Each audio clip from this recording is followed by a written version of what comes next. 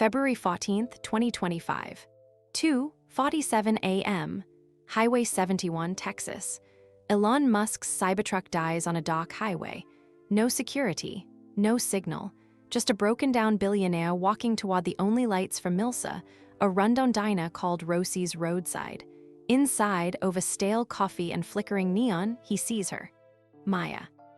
The woman who vanished 17 years ago, pregnant with his child, leaving only a note that said, "Don't look for me." Now she's wiping down tables in a stained uniform, exhausted and barely surviving. But that's not the shock that stops his heart. Through the kitchen window, he sees a teenage boy washing dishes. The kid has Elon's jawline, his eyes, his nervous habits. A son he never knew existed. Then two men in dark suits walk through the door, and Maya's face goes white with terror. "You need to leave," she whispers urgently. "Right now, they can't see you here." The Cybertruck's dashboard lit up like a Christmas tree at 2:47 a.m. on February 14th, 2025. Elon Musk watched the warning lights blink red against the dark Texas highway, then heard the electric motor's high-pitched whine fade to nothing. The truck coasted to a stop on the shoulder of Highway 71, about 15 miles outside Austin. "Perfect," Elon muttered, pressing the touchscreen. Nothing responded. He tried the door handle. Manual release still worked, thank God. The cold February air hit him as he stepped onto the gravel shoulder. He'd left the SpaceX starbase in Boca Chica 3 hours ago after a marathon meeting about the next Starship test flight. His security team was following in a separate vehicle, but they'd stopped for gas 20 minutes back. He pulled out his phone to call them. No signal, of course. The highway stretched empty in both directions, a black ribbon cutting through scrubland. He wore a gray hoodie, old jeans, and beat-up sneakers, his standard uniform. At least he wasn't in a suit. He started walking, following the glow of lights about a mile ahead. His mind churned through technical problems, the Starship's heat shield tiles, production delays at the Tesla Gigafactory, tomorrow's board meeting. Walking helped him think. He'd made some of his best decisions while pacing factory floors at 3 a.m. The lights belonged to a rundown diner with a flickering neon sign. Rosie's Roadside, open 24 hours. 3 18-wheelers sat in the gravel parking lot, their engines rumbling. A single car, an ancient Honda Civic held together with duct tape and prayer, was parked near the back door. Elon pushed through the glass door. A bell chimed. The diner was straight out of 1970 Fivia, red vinyl booths, a long Formica counter, black and white checkered floor, and a jukebox in the corner playing Patsy Cline. It smelled like coffee, bacon grease, and pine-scented floor cleaner. Two truck drivers sat in separate booths, hunched over plates of eggs and toast. An older man in a grease-stained apron worked the grill behind the counter. Nobody looked up. Elon slid onto a stool at the counter, grateful to be unrecognized. He pulled his hood up slightly and studied the laminated menu, though he wasn't hungry. "Coffee?" a woman's voice asked. "Yeah, hey, black, thanks." He didn't look up immediately, still thinking about the Cybertruck's electrical system. Probably a main battery controller failure. He'd have engineering look at it tomorrow. They couldn't have production vehicles dying on highways. The coffee cup clinked against the saucer in front of him. Elon glanced up to say thanks. The words died in his throat. The woman stood frozen, coffee pot trembling in her hand. She was probably late 30s, with auburn hair streaked with gray pulled back in a messy ponytail. She wore a faded pink waitress uniform with Maya stitched on the pocket. Her face was lined with exhaustion, her hands rough and red from work. But her Isa, those hazel green Isa, he'd know them anywhere. "Maya," the name came out as barely a whisper. The coffee pot shook harder. Coffee sloshed over the rim. She set it down quickly, her face draining of color. "Elon," she breathed. Time collapsed. 17 years vanished. He was suddenly back in that tiny Palo Alto apartment in 2008, sitting on her thrift store couch, talking about Mars colonies while she quizzed him on rocket equations. Her laugh, her brilliant mind. The way she'd believed in him when Tesla was hemorrhaging money and everyone called him crazy. The way she'd vanished.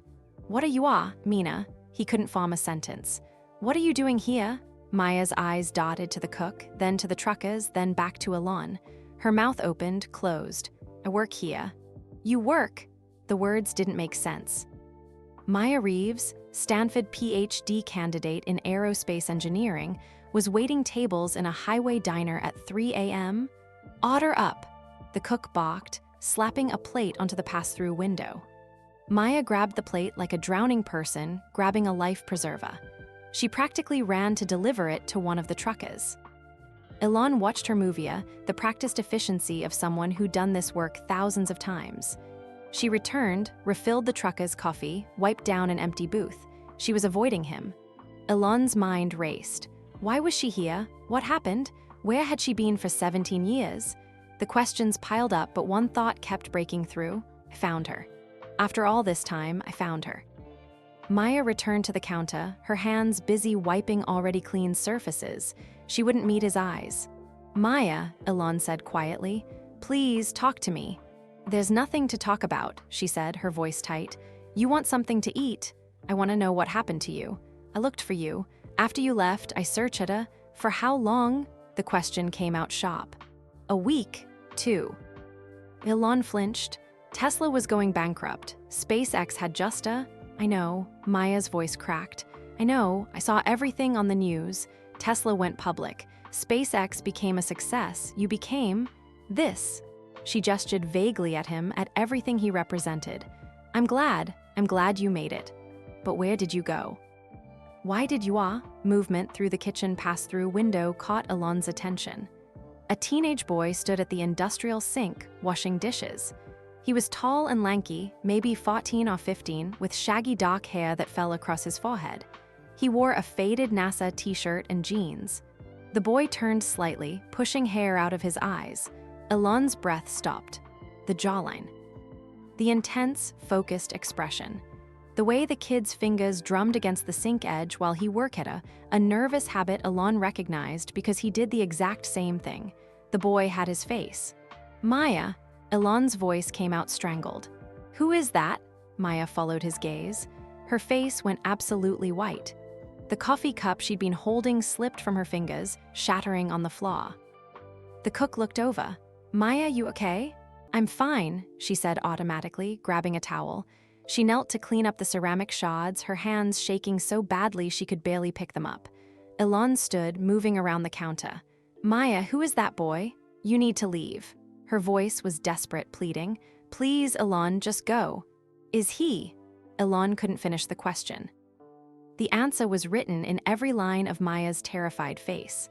The boy looked up from the dishes, noticed the broken cup, noticed his mother on the floor. "Mom, you okay?" His voice was just starting to deepen. Maya squeezed her eyes shut. A sob escaped her throat. The boy walked through the swinging kitchen door, wiping his hands on a towel. He knelt beside Maya, putting a hand on her shoulder. "Mom, what's wrong?" Up close, the resemblance was impossible to deny. This was Elon's son. He knew it with absolute certainty. "His name is Adrian," Maya whispered, tears streaming down her face. "He's 14. He doesn't know who you are." The diner door chimed. Elon looked up. 2 men in dark suits entered, their expressions stern and official. They had badge holders clipped to their belts. Maya's face transformed from pale to gray. She grabbed Elon's arm with surprising strength, her voice urgent and terrified. "You need to leave, right now. They can't see you here."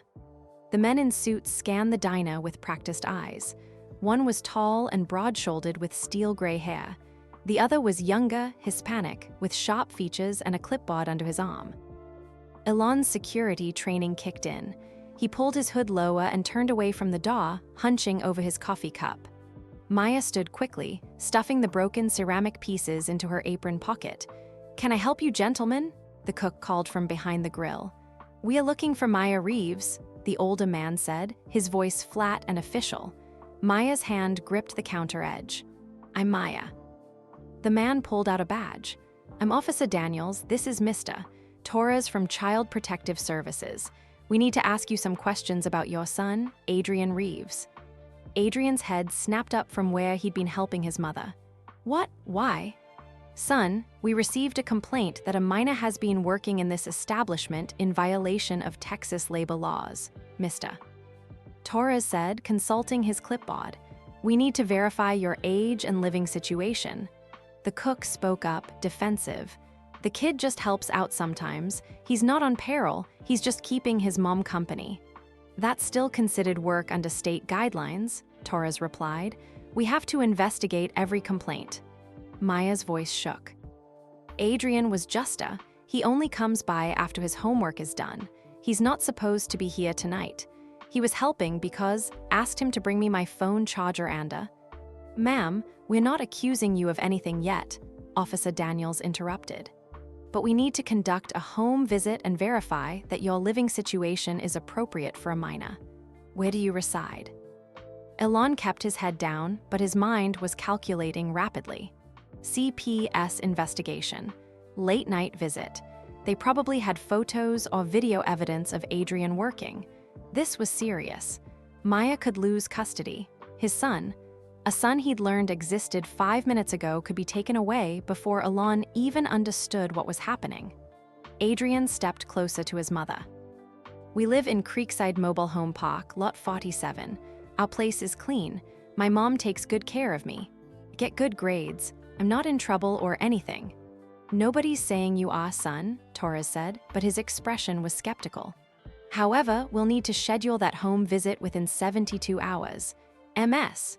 Reeves, here's my card. Please call this number tomorrow to arrange a time. Maya took the card with trembling fingers. Okay, yes, of course. The two men turned to leave, but Officer Daniels paused at the door. His eyes swept the diner once more, lingering for a moment on Elon's hunched figure at the counter. Elon didn't move, didn't breathe. The bell chimed as they left. The silence in the diner was suffocating. One of the truck drivers threw money on his table and walked out, clearly wanting no part of whatever drama was unfolding.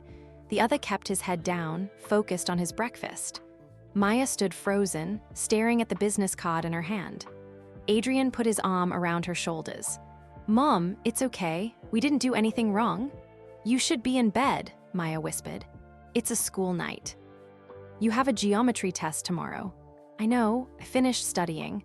Just wanted to bring you the charger like you asked. The cooker, a weathered man in his 60s named Frank, according to his name Targa, cleared his throat. Maya, take your break. Take the kid home. I'll cover your tables. Maya nodded numbly. She untied her apron with shaking hands, hung it on a hook behind the counter. She looked at Elon for the first time since the officials had left. We need to talk, Elon said quietly. Please. Not here, not now. Her voice was hollow with shock. Then where? When? Maya, I just found out I have a son. You can't expect me to just walk away. I don't expect anything from you, Elon. I never did. She grabbed her purse from under the counter. Adrian, get your coat. Elon stood. Let me help. With the CPS investigation, with whatever you need. Help. Maya's laugh was bitter, verging on hysterical. You want to help? The richest man in the world shows up at my work, and within minutes, officials appear. That's not coincidence. Someone at one of those tables probably recognized you, took photos, posted them online. By morning, this will be everywhere. Adrian's face will be everywhere. Our lives are about to become a circus, and you want to help? Elon glanced at the remaining truck driver, who was very deliberately not looking their way. She had a point. Even at 3 a.m. in a nowhere diner, someone might recognize him. His face had been on magazine covers, news broadcasts, social media constantly for years. My truck broke down, he said. I didn't come here looking for you, but now that I've found you are, both of you are, I'm not going anywhere. Maya's eyes filled with tears again. You don't understand. They're going to investigate us. Our trailer is small and old and the heat barely works. I've been fired from 2 jobs in the past year because had to miss work when Adrian got sick with his asthma. My employment record looks terrible. My bank account has $43 in it. They're going to see all of that and decide I'm an unfit mother. You're not, Adrian said fiercely. Mom, you're the best mom. They'll see that. I'm a waitress who lets her 14-year-old son wash dishes at 3 a.m. to help make rent, Maya said, her voice breaking. That's what they'll see. Elon's phone buzzed in his pocket. Signal had returned.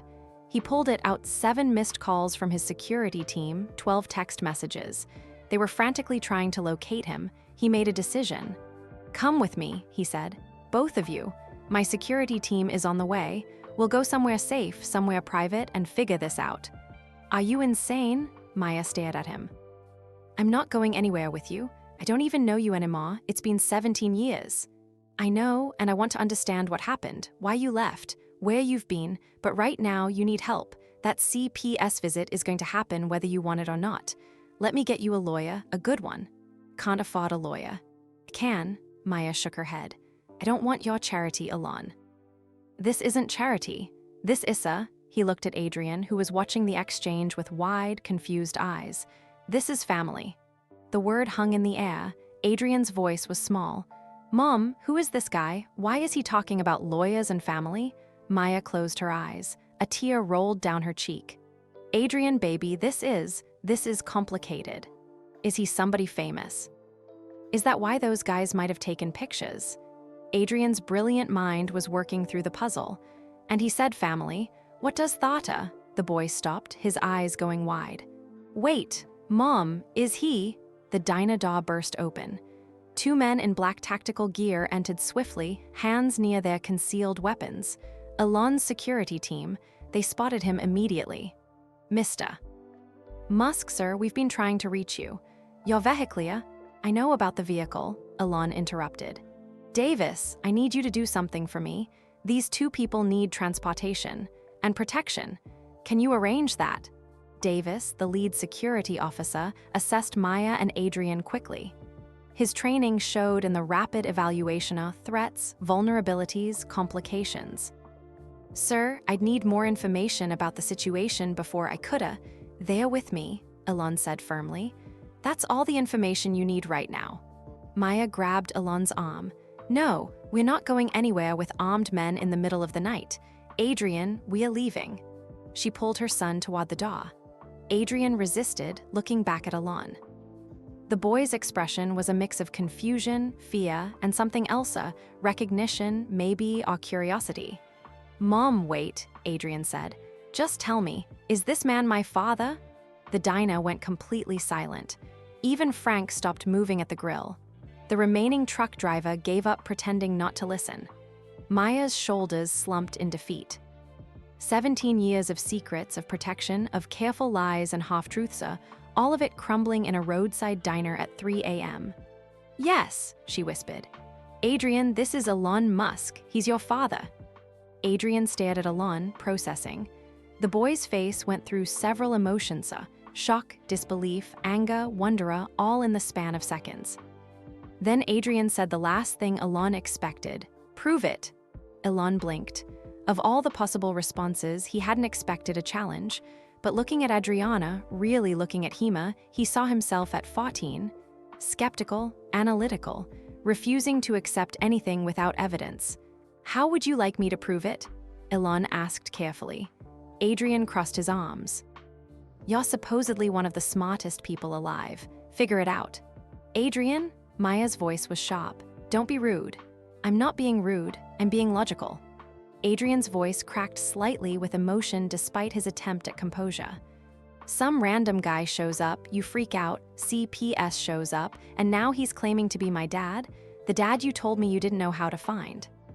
"That doesn't make sense. None of this makes sense." Elon felt a strange surge of pride. The kid was smart, protective of his mother, demanding evidence rather than accepting claims based on authority or fame. "You're right," Elon said. "It doesn't make sense yet, but I can explain. We can do a DNA tester, that's definitive proof." "It'll take a few days for results, Buta. I don't want to wait days." Adrian's jaw was set stubbornly. "You have 10 known children. I've seen that on Wikipedia. Everyone knows about them. If I'm supposedly number 11, why didn't you know about me?" Maya made a wounded sound. "Adrian, please. No, Mom, I deserve answers." Adrian's voice rose. "My whole life, you told me you didn't know where my father was, that he wasn't in the picture, that it was complicated. But he's Elon Musk. How is that complicated? Everyone knows where Elon Musk is. He's on Twitter constantly. He's on the news. You couldn't send him one message in 14 years. The pain in Maya's face was unbearable to watch. It wasn't that simple. Then make it simple. Adrian's eyes were wet now, his teenage composure cracking. Because from where I'm standing, either you lied to me my whole life, or he didn't care enough to look for us, or both. So which is it? Frank cleared his throat from behind the grill. Folks, maybe this conversation should happen somewhere more private. He was right. The remaining truck driver was definitely listening now, phone in hand under the table. Elon's security team stood by the door, tense and alert. This whole situation was seconds away from being documented and uploaded to the internet. Davis stepped forward. Sir, I strongly recommend we relocate. Now. Elon looked at Maya. Please, come with us. Somewhere we can talk without an audience. If you hate what I have to say, if you want nothing to do with me after that, fine. But give me 1 hour. Let me explain. Maya looked between Elon and Adrian. Her son's face was flushed with anger and confusion and hurt. Tears streamed down his cheeks even as he tried to maintain his composure. 1 hour, she said finally, but we follow in our own car. I'm not getting into some vehicle with people I don't know. That Honda in the back? Davis asked, glancing out the window. Ma'am, no offense, but that vehicle isn't safe. The rear tire is nearly bald and I can see duct tape on Thea. It runs, Maya said coldly. It's gotten us this far. Elon pulled out his phone. What's your address? I'll send a car service to take you anywhere you want to go after we talk. Creekside Mobile Home Park, Lot 47, Adrian said before his mother could respond. Same place, told those CPS people. Elon typed rapidly. Davis, get a car service here, something normal, not the armored vehicles. And arrange for MS. Reeves Honda to be towed Toa, he looked at Maya, a circumflex, wherever you want. A mechanic who can fix it properly. I can't afford it. I'm not asking you to pay for it. Elon's voice was gentle but firm. Please, Maya, let me do this one small thing. Maya's hands clenched into fists, pride wad with practicality on her face. Finally, she nodded once sharply. Where are we going? Adrian asked. My house in Austin, Elon said. 40 minutes from here. Private, safe. No cameras, no reporters. Adrian wiped his eyes roughly with his sleeve. Fine, but I'm recording this conversation on my phone, so there's proof of whatever you say. Fair enough, Elon agreed. Frank called from the kitchen. Maya, you're off the schedule for tomorrow. Take the time you need. But I need the hour, sir. Take the time, Frank repeated, his tone leaving no room for argument. He was a good man, Elon realized. He'd probably been protecting Maya and Adrian in small ways for however long they'd worked here. 20 minutes later, a black sedan arrived at a upscale but not ostentatious.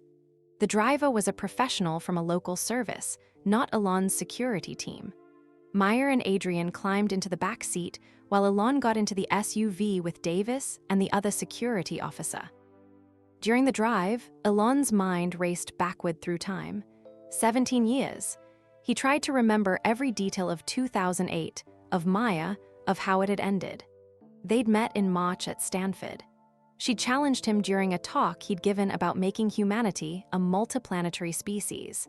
Most students had asked softball questions or tried to impress him. Maya had pointed out a flaw in his propulsion efficiency calculations. She was right. He'd been impressed. He'd asked her to coffee. She'd said yes.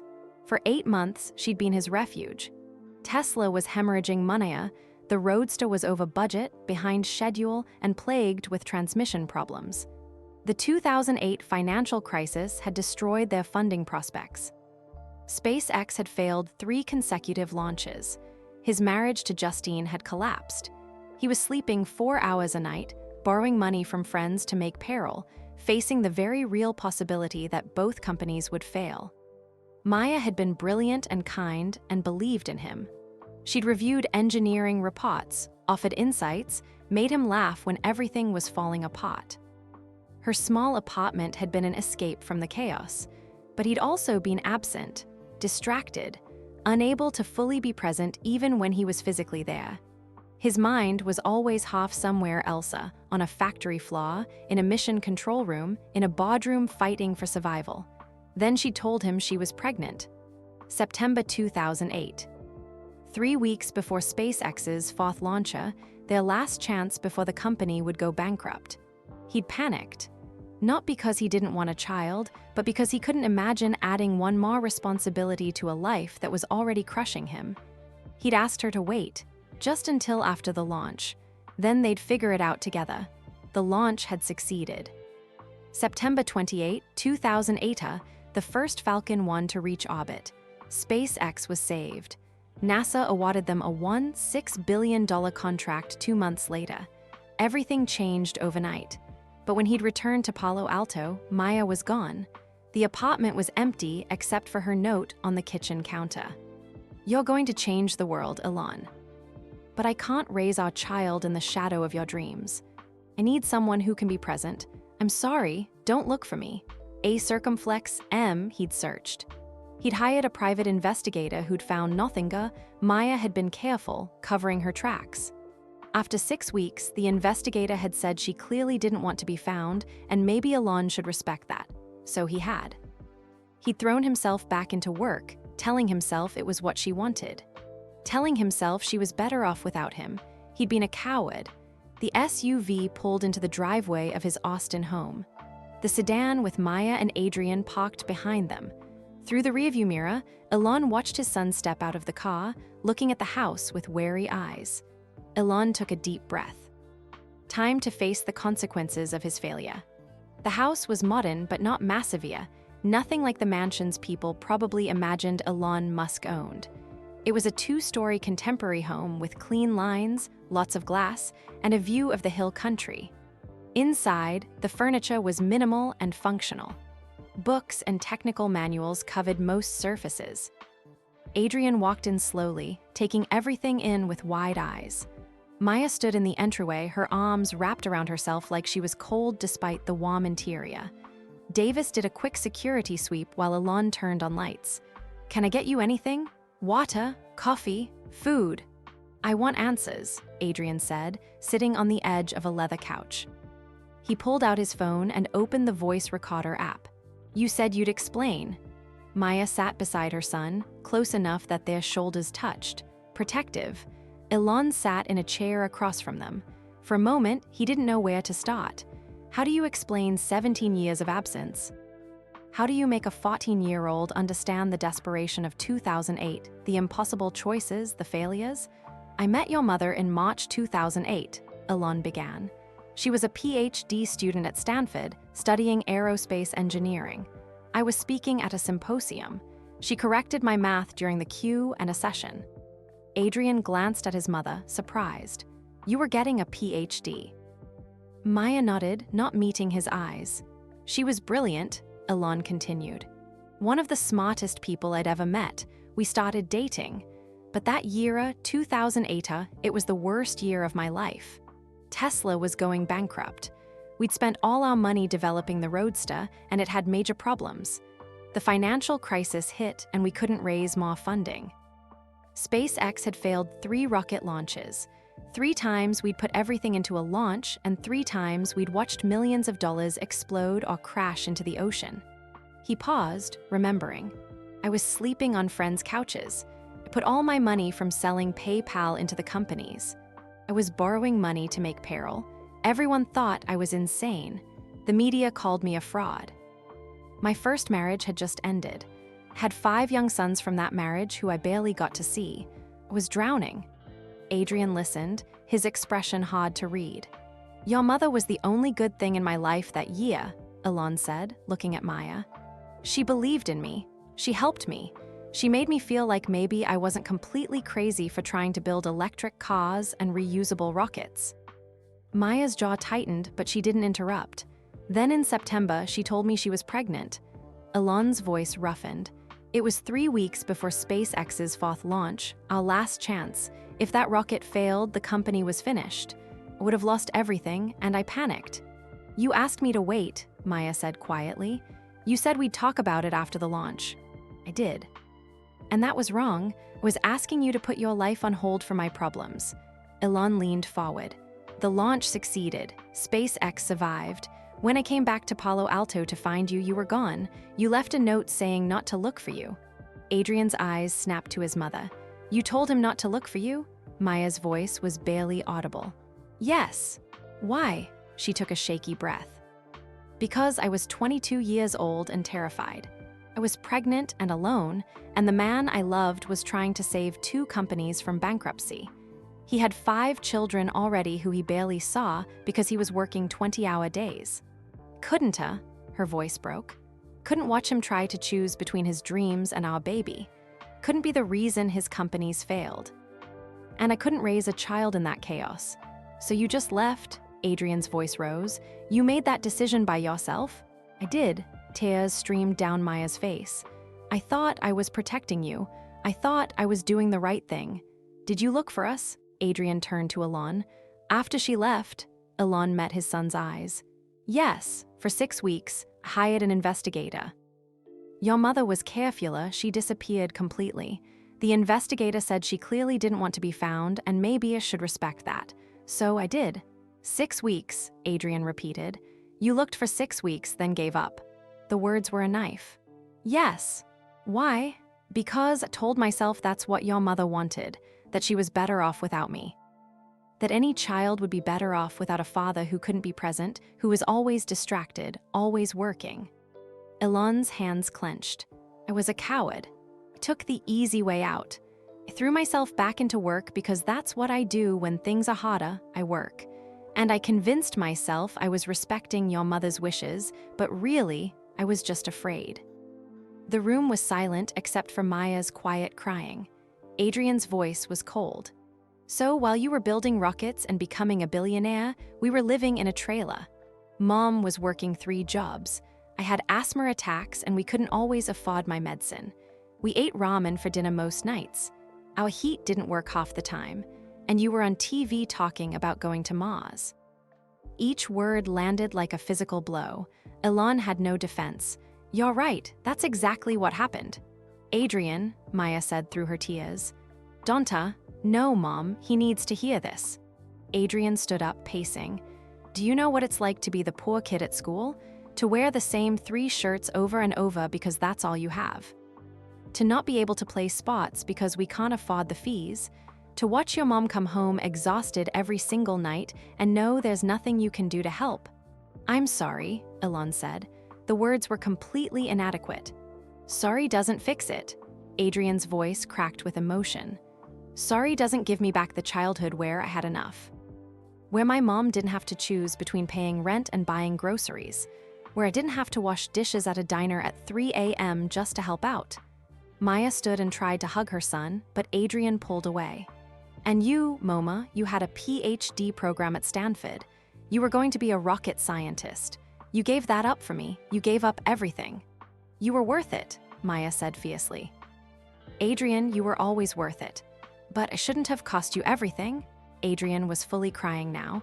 "If you told Hema, if you'd let him help her, maybe you could have finished school.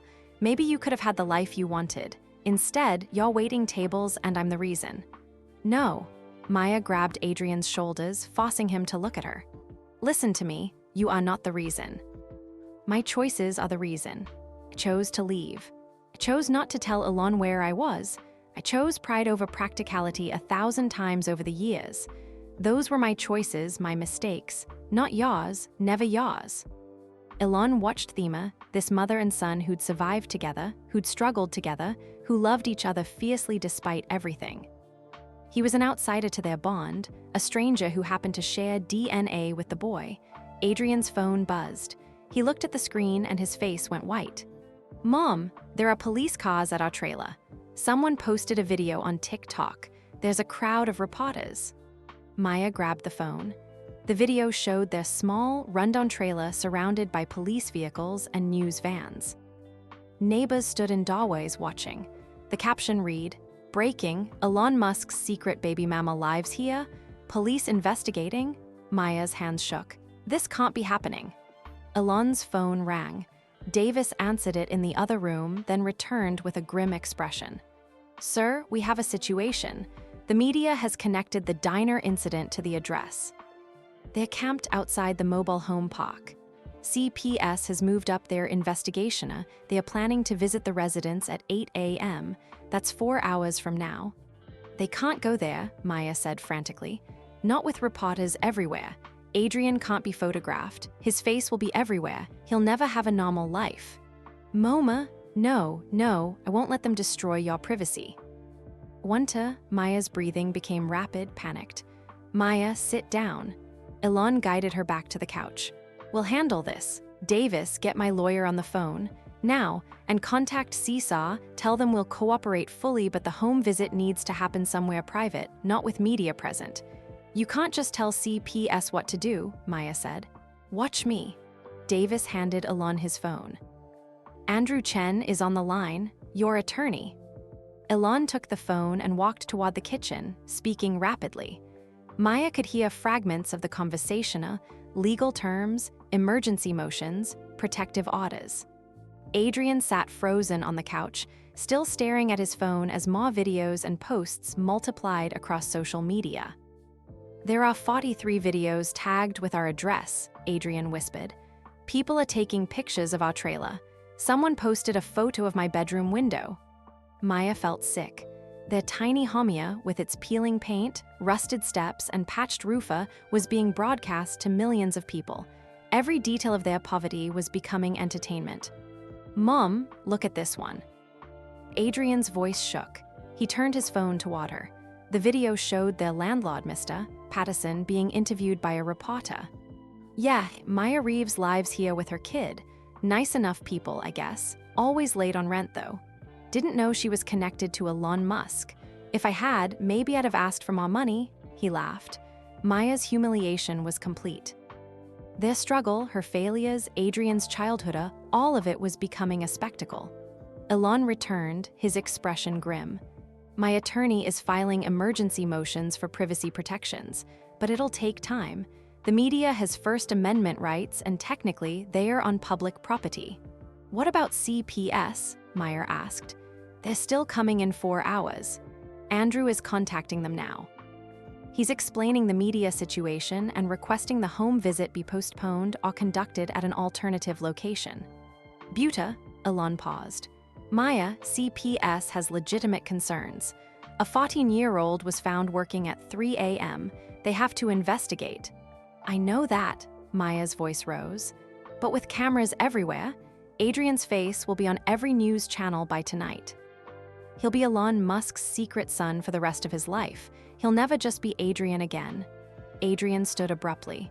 Can I use your bathroom? Down the hall, second door on the right, Elon said. Adrian left quickly. The moment he was out of earshot, Maya turned on Elon. This is exactly what I was afraid of, she hissed. This circus, this invasion. In 4 hours, we've gone from invisible to the biggest story on the internet. Do you understand what you've done to his life? What I've done? Elon's voice was sharp. I didn't post those videos. I didn't call the reporters. And I'm not the one who kept him hidden for 14 years. Kept him safe? Did you? He was washing dishes at 3 a.m. because you couldn't afford rent. You were one CPS complaint away from losing custody. You call that safe? Maya slapped him. The sound echoed through the room. They stared at each other, both shocked. Maya had never been a violent person. Her hand trembled. I'm sorry, she whispered. I shouldn't have ya. You're right to be angry, Elon said quietly. Failed you both. But right now, we need to focus on protecting Adrian. The past is done. We can't change it. Davis cleared his throat from the doorway. Sir, the attorney wants to speak with MS Reeves. He needs information for the CPS filing. Maya took the phone with shaking hands. Andrew Chen was professional and efficient. He asked questions about Adrian's living situation, her employment history, his medical records, school attendance. Each answer felt like another admission of inadequacy. MS Reeves, Andrew said finally, I need you to understand something. CPS investigations are serious. They'll look at everything, income, housing stability, school records, medical care. With the media attention, they'll be especially thorough. They won't want to appear to give special treatment because of Mr. Musk's involvement. I understand. The best thing you can do right now is demonstrate stability. Do you have somewhere to stay besides the mobile home? somewhere private, away from the media. Maya looked around Elon's house. No, not really. Then I'd recommend staying where you are. Mr. Musk's residence is secure and private. It shows you're taking steps to protect Adrian from the media circus. When CPS contacts you, we'll arrange a meeting at my office, neutral ground, private, appropriate. After she hung up, Maya realized Adrian had been gone for almost 10 minutes. She walked down the hall and knocked softly on the bathroom door. Adrian, baby, you okay? No answer. Adrian? She tried the handle. Unlocked. The bathroom was empty. Panic seized her. Adrian. Elon appeared immediately. What's wrong? He's not in the bathroom. Adrian? Maya ran through the house, checking rooms. Adrian, where are you? Davis was already moving, checking exits, securing the perimeter. Elon checked the security system on his phone. Back door. He went out the back door 3 minutes ago. They rushed outside. The backyard was dark, sloping down toward a wooded area. In the distance, Maya could see a small figure sitting on a boulder, illuminated by the house lights. Adrian sat with his knees pulled up, his face buried in his arms. Maya ran toward him, Elon following. Adrian, you scared me. Why did you leave? Adrian looked up. His face was blotchy from crying. I needed to think. About what? About whether I want this. Adrian's voice was hollow. Any of this? Maybe it would be better if I just disappeared, changed my name, went somewhere nobody knows who my father is. Adrian, Noah, Maya reached for him, but he pulled away. Heard you fighting, Adrian said. You hit him, you never hit anyone, and it's my fault. And the reason everything is falling apart. That's not true, Elon said firmly. None of this is your fault. Then whose fault is it? Adrian demanded. Because someone screwed up pretty badly for us to end up here, and now strangers are taking pictures of our home and posting them online. Kids from school are texting me asking if it's true. My whole life is exploding, and I didn't ask for any of it. A car engine sounded from the front of the house. Davis spoke into his radio. We have an unauthorized vehicle approaching. White news van. Elon cursed under his breath. They found the address. Adrian, we need to go inside, now. Go where? Adrian's laugh was bitter. There's nowhere to go. They'll find us everywhere. That's what being Elon Musk's son means, right? Never being invisible again. Davis's voice was urgent in the radio. Sir, we have multiple vehicles, at least 4 news vans. They're setting up cameras at the property line. The media had found them. Lights blazed through the trees as camera crews set up along the street. Elon could see the glow from satellite trucks positioning themselves. Within minutes, his private refuge would become a media circus. Inside. Now, Davis added, his hand on his radio. We have more vehicles arriving. This is going to get worse. Adrian didn't move from the boulder. What's the point? They'll just follow us wherever we go. Not if we are smart about it, Elon said. He pulled out his phone and made a call. I need the jet ready at Austin Executive in 30 minutes. Full fuel. Flight plan to. Hold on. He turned to Maya.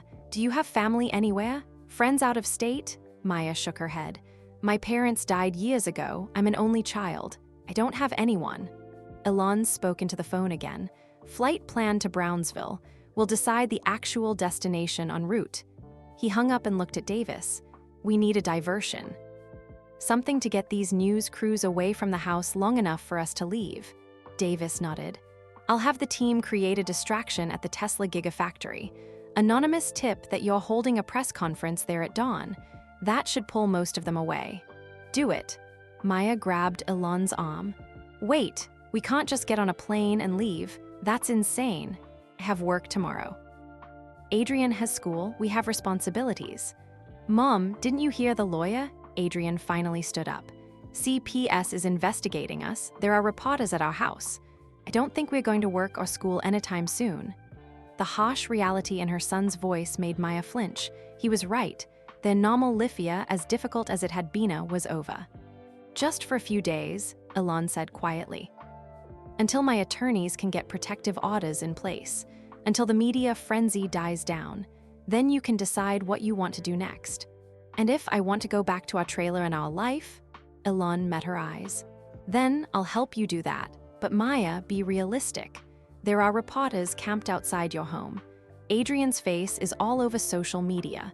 Going back right now isn't safe. Adrian looked at his mother. Mom, I don't want to go back there anyway. Everyone at school has seen those videos by now. They've seen how we live. Tomorrow, they'll all be staring at me, asking questions, taking pictures. Can't face that. The pain in his voice broke Maya's resolve. Her Sona, her brilliant, resilient son who'd never complained about their poverty, who'd helped her without being asked, who'd studied by flashlight when they couldn't pay the electric biller, was ashamed. The media had taken their private struggle and turned it into public humiliation. Okay, she whispered. A few days, just until things calmed down. Davis was already coordinating the exit strategy on his radio. Team 2, create the Gigafactory diversion. Team 3, bring the secondary vehicle to the back access road. We'll need a clean exit in 10 minutes. They went back inside. Elon gave Adrian a backpack. Pack anything important from your pockets. Phone, wallet, whatever you need. I need to grab some stuff from home, Adrian said. We can't go back there tonight. Too many cameras. I'll have someone buy you clothes and necessities. I don't want someone to buy me things. Adrian's voice was tight. I have stuff, my laptop with all my schoolwork, my books, my model rockets that I built. I can't just leave everything. Elon understood. Those weren't just possessions, sir. They were Adrian's accomplishments, his identity. Give me a list. I'll have my team retrieve everything from your home tomorrow when things are calmer. They'll pack it carefully. Nothing will be left behind. Adrian pulled out his phone and started typing. His hands shook slightly. Maya stood in the middle of the living room, looking lost. She wore her waitress uniform with coffee stains on the sleeve. Her entire life fit in the purse hanging from her shoulder and the beat-up Honda that was probably being photographed and dissected by strangers right now. What about your things? Elon asked her gently. I don't have much that matters. Her voice was flat. Some clothes, a few photos. My Stanford transcripts and research papers in a box under my bidet, that's probably the most important stuff. The fact that her PhD research was stored in a cardboard box under her bed said everything about how far she'd fallen from her dreams. Davis returned. Diversion is in play. News crews are getting calls about the Gigafactory press conference. We are seeing movementa. 4 of the 7 vans are leaving. The others are staying put, probably hedging their bets. Good enough, Elon said. Let's move. They went through the house to the garage. Instead of the vehicles out front, Davis led them to an ordinary-looking SUV with tinted windows. Not the armored security vehicles Elon usually traveled in, but something that could blend in. Adrian climbed in first, still typing his list. Maya hesitated at the door. This is crazy, she said. We are running away in the middle of the night like criminals. We are protecting your son's privacy, Elon corrected. There's a difference. They drove through Austin's empty pre-dawn streets, taking an indirect route to avoid any possible media tales. Adrian stared out the window, watching the city pass by. Maya sat rigid, her hands clenched in her lap. Elon's phone buzzed constantly, messages from his companies, from his other children's mothers asking what was going on, from board members concerned about the media storm. He ignored most of them. The Austin Executive Airport was small and private. The Gulfstream G-650 sat waiting on the tarmac, stairs down, engines warming up. Adrian's eyes widened when he saw it. That's your plane. One of them, Elon said. Come on. Inside, the jet was luxurious but functional. Cream leather seats, polished wood trim, but also work tables covered with technical documents and a video conference setup. This was a mobile office, not just a status symbol. Adrian touched one of the leather seats tentatively. I've never been on a plane before. The casual statement hit Elon hard. His son was 14 and had never flown, never traveled, had probably never left Texas. Well, buckle up, Elon said, his voice rough. It's going to be a short flight, but you'll get the experience. The pilots came back to greet them. Mr. Musk, we are ready when you are. Still heading to Brownsville? Actually, change of plans. Elon had been thinking during the drive. Brownsville was too close, too easy for media to follow. They needed somewhere remote. File for Hawthorne, California, SpaceX headquarters. Have a private apartment there. Secure building, full security. No one gets in without clearance. Maya's eyes widened. California? Elon, that's across the country. Exactly. Far from the Texas media circus. Far from anyone who knows where to look for you immediately. It buys us time. Mom, I think it's a good idea, Adrian said quietly. He'd been researching on his phone. There are already TikTok videos about what car we might be in. Someone posted our license plate number. If we stay in Texas, they'll find us. Maya looked at her Sona. When had he become so pragmatic about their crisis? A circumflex and nodded slowly. The flight attendant appeared. Can I get anyone something to drink? We have water, juice, coffee. Coffee, Maya said. Please, strong. Hot chocolate? Adrian asked, then looked embarrassed. Oh, I mean, water is fine. Hot chocolate coming right up, the attendant said with a kind smile. The engines increased to full power. Adrian gripped his armrests as the plane began to taxi. Elon sat across from them, watching his son experience his first takeoff with wonder breaking through the anxiety on his young face. As the plane lifted into the dark Texas sky, leaving the chaos behind, Elon realized this was just the beginning. The easy part was running away. The hard part would be figuring out how to build a life together from the wreckage of 17 years apart. Adrian pressed his face against the window as Austin's lights disappeared below them. Dawn was breaking over the horizon, painting the clouds in shades of pink and orange. He'd seen planes in the sky his entire life, but never imagined what it would feel like to be inside one. It's beautiful, he whispered. Maya watched her son with tears in her eyes. This simple momenta, a teenage boy experiencing his first flighter, should have happened years ago. Family vacations, visits to relatives, school trips. All the normal experiences she denied him because they couldn't afford a bus ticket, much less a plane ride. The flight attendant brought their drinks. Adrian wrapped his hands around the hot chocolate mug like it was precious. Maya noticed his fingernails were still stained with dish soap from the diner. Elon worked on his laptop, but his attention kept drifting to Adrian. The boy had pulled out his crack-screen phone and was taking photos of the sunrise, adjusting angles, trying to capture the perfect shot. You like photography? Elon asked. Adrian looked up, startled. Oh, kind of. I mostly use my phone to document my rocket builds for my YouTube channel. You have a YouTube channel? It's nothing big, like 300 subscribers. Just post videos about the model rockets I build from scratch, showing the design process, the launches, what works and what doesn't. Adrian's enthusiasm faded. Though I guess that's going to blow up now too. People will only watch because of who my dad is. The word dad hung awkwardly between them. It was the first time Adrian had referred to Elon that way directly. Can I see it? Elon asked. Your channel? Adrian hesitated, then pulled up the page on his phone. It's pretty amateur. I film everything on my phone. The editing is basic. Elon took the phone and scrolled through the videos. Adrian's aerospace adventures featured a skinny teenager in an oversized NASA shirt explaining rocket design principles. The production quality was rough, but the content was sophisticated. This wasn't just a kid playing with toysa. Adrian understood orbital mechanics, thrust-to-weight ratios, aerodynamic stability. One video showed Adrian launching a model rocket in an empty field. When it deployed its parachute successfully, the pure joy on his face was radiant.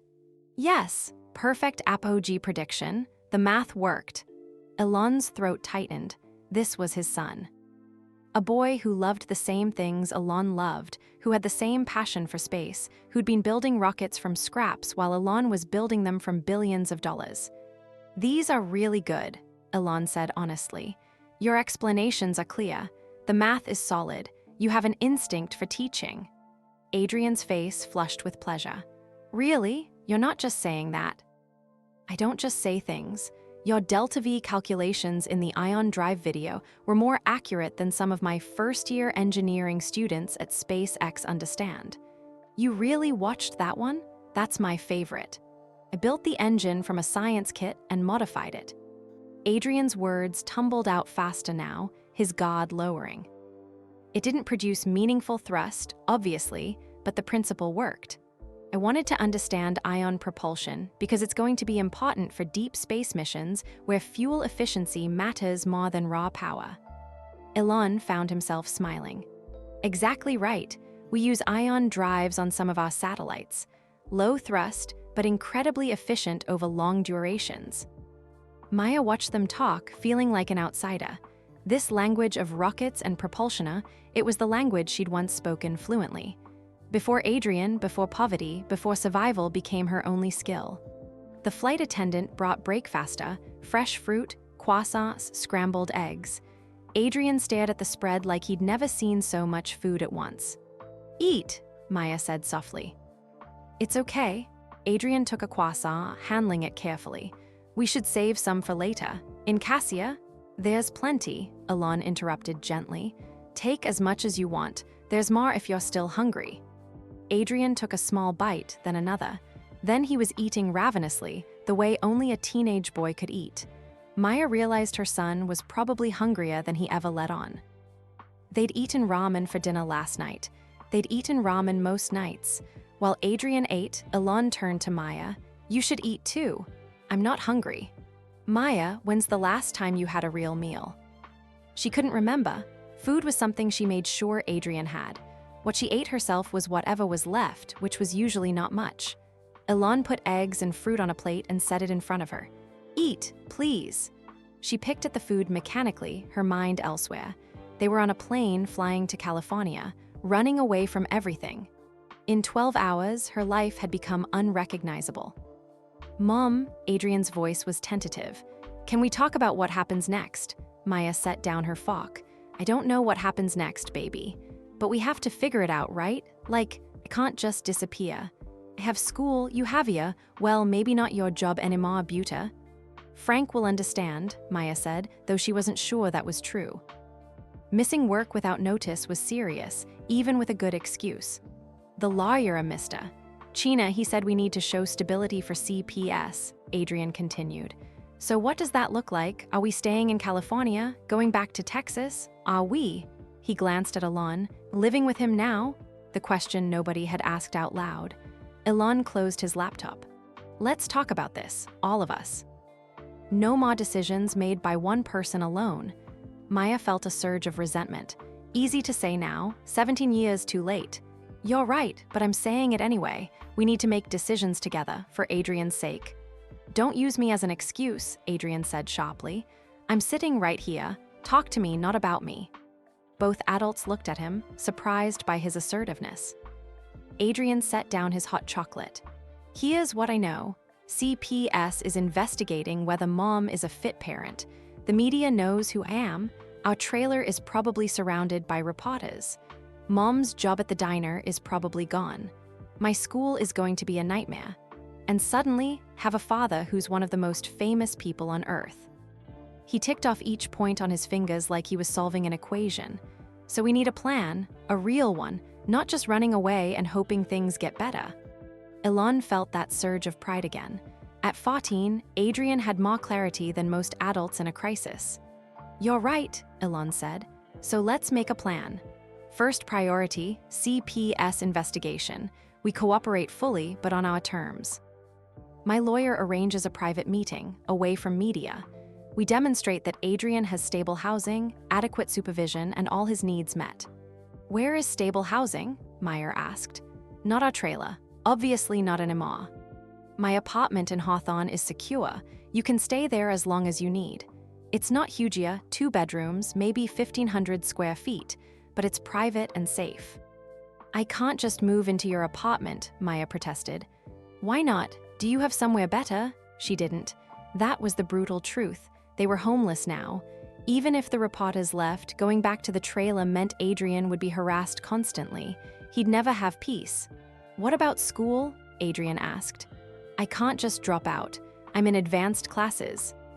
"I have plans, wanted to apply to MIT's summer program. I got accepted, but we couldn't afford it." He stopped abruptly. "You got accepted to MIT's summer program?" Elon leaned forward.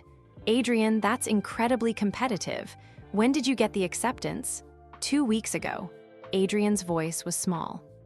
Full scholarship for the program itself, but we had to pay for travel and housing in Boston for 6 weeks. It was like $5,000. I didn't tell Mom because I knew we couldn't afford it. Maya's hand flew to her mouth. Adrian, why didn't you tell me? We could have figured something out. How, Mom? Adrian's eyes were wet. You were already working 6 days a week. We were behind on rent. Couldn't ask you to find $5,000 we don't have, so just didn't tell you. The weight of what her son had sacrificed, opportunities he'd hidden because he knew they couldn't afford Thema, crushed Maya. How many other chances had he quietly let pass by? You're going to that program, Elon said firmly. Obviously, that's not even a question. I'll handle the costs. I don't want charity, Adrian said, echoing his mother's earlier words. It's not charity. You earned that spot on merit. You deserve to go. The fact that money was the only obstacle is ridiculous, and I'm removing that obstacle. Just like that, Adrian's voice cracked. You're just going to throw money at it and fix everything? No, money doesn't fix everything. It doesn't fix the past or erase the struggles you've been through, but it can remove stupid barriers that prevent brilliant kids from reaching their potential.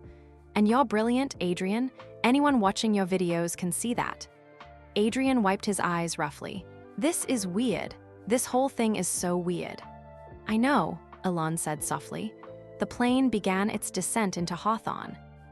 The California coast appeared through the windows, the Pacific Ocean stretching endlessly, the morning sun glittering on the waves. I've never seen the ocean, Adrian said quietly. Maya closed her eyes. Another simple experience her son had never had. They'd lived their entire lives in landlocked Texas, never venturing more than 50 miles from Bastrop. As the plane touched down, Maya realized they were landing in more ways than one. The running was over. Now came the hard part, figuring out how 3 strangers bound by blood and history could somehow become a family. The SpaceX headquarters in Hawthorne looked like a fortress from the outsidia, a massive industrial complex surrounded by security fencing. But inside, it was a cathedral of innovation. Through the windows of the main building, Adrian could see the factory floor where Falcon 9 rockets were assembled, their white bodies gleaming under industrial lights. Whoa, Adrian breathed, pressing his face against the glass. Is that a Dragon capsule? Dragon 2, Elon confirmed. We are preparing it for a crew rotation mission to the International Space Station next month. Adrian's exhaustion vanished, replaced by pure wonder. Can I see it up close? Tomorrow, Elon promised.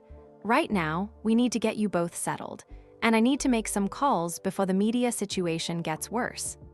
Davis led them through secured corridors to a private elevator. They ascended to the 4th floor, where Elon maintained a small apartment for nights when he worked too late to drive home. The door opened into a surprisingly modest spacia, industrial modern aesthetic, exposed concrete and steel, large windows overlooking the factory floor. It's basically a glorified studio, Elon said. There's one bedroom, but the couch folds out. I'll sleep there. You two take the bedroom. Maya started to protest, but Adrian was already exploring. He found the bedroom, queen bed, simple furniture, one wall entirely covered with whiteboards filled with equations and sketches. Are these your calculations? Adrian asked, studying the boards. Some of them, mostly propulsion optimization for Starship. Elon found himself following Adrian, watching his son's eyes track across the equations, seeing the moment Adrian recognized what he was looking at. This is the Raptor engine fuel flow problem, Adrian said slowly.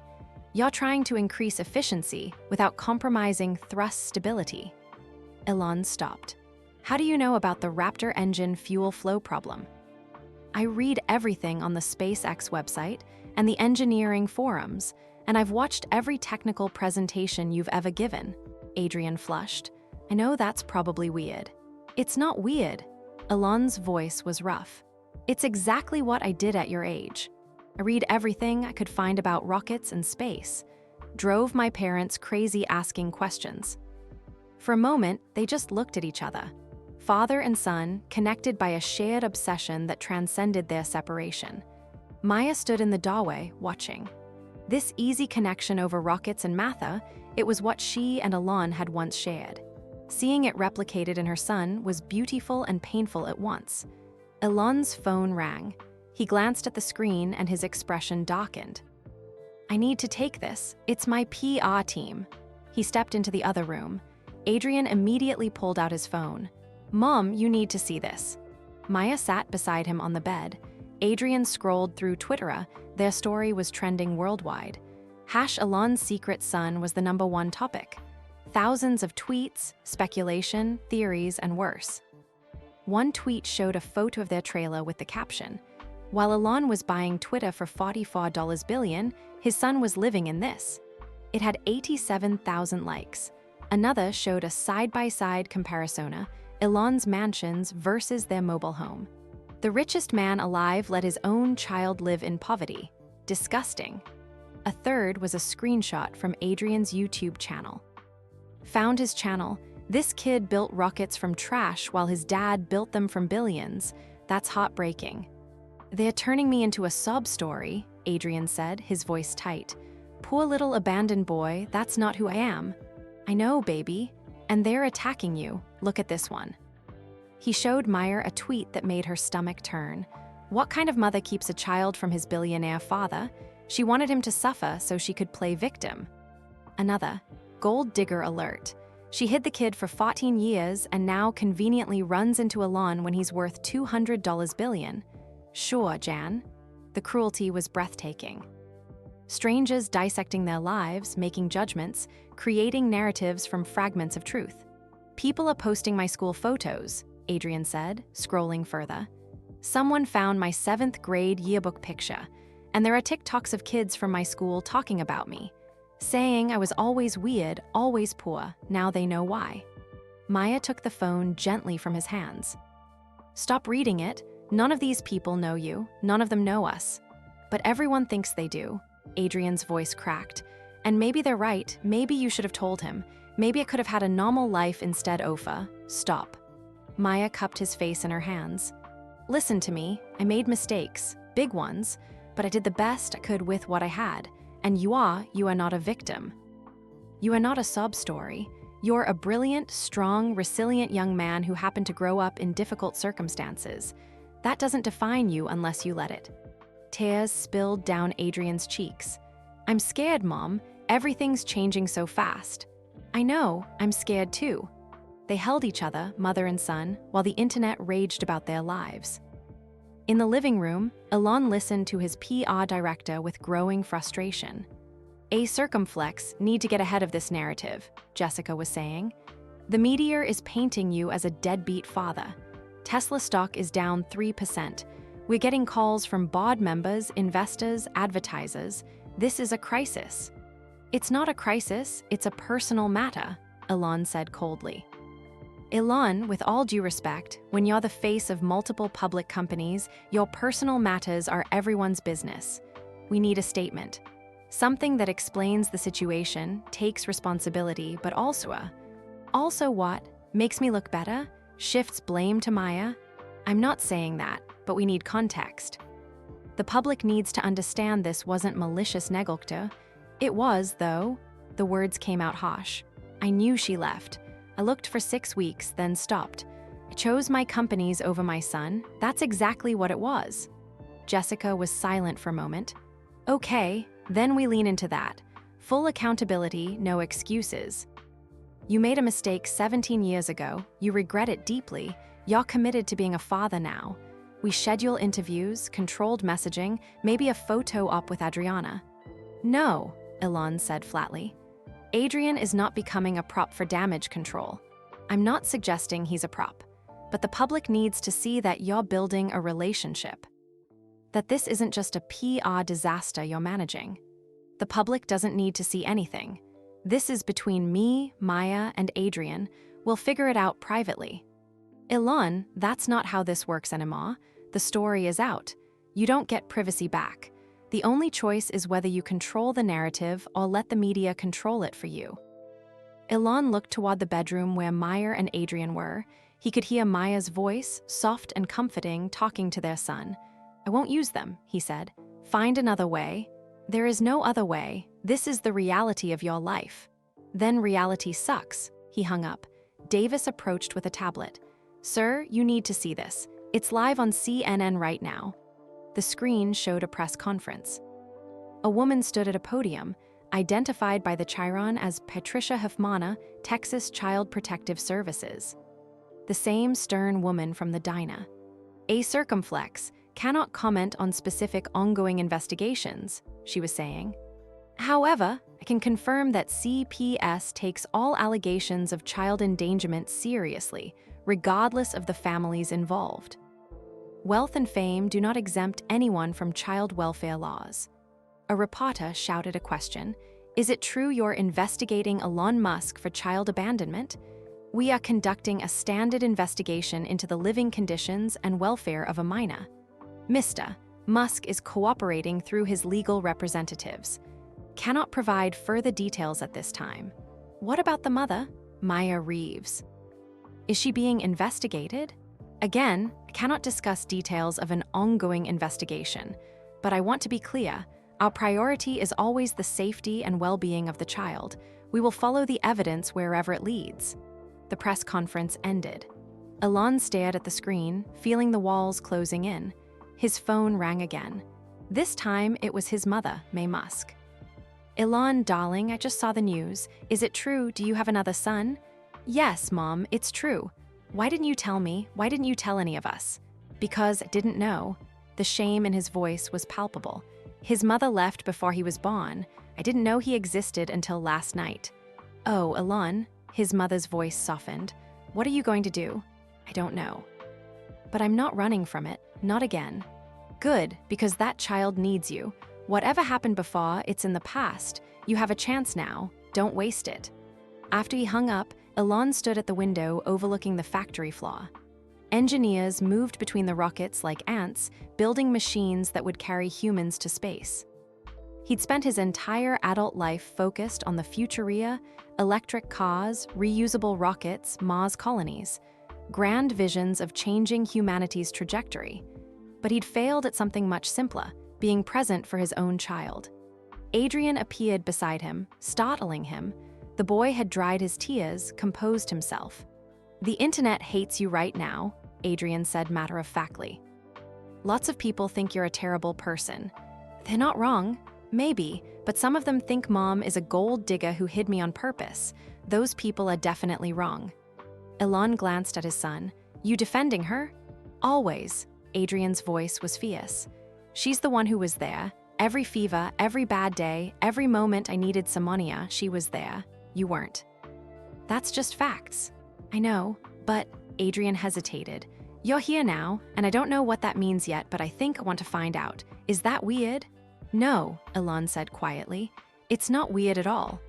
They stood together in silence, watching the rockets being built below, while outside the walls, the world debated their worth. Maya woke to sunlight streaming through unfamiliar windows. For a disorienting moment, she didn't know where she was. Then reality crashed back, SpaceX headquarters, California, running from the media, her life in pieces. She checked her phone. 11:47 a.m. She'd slept for 6 hours, the longest uninterrupted sleep she'd had in months.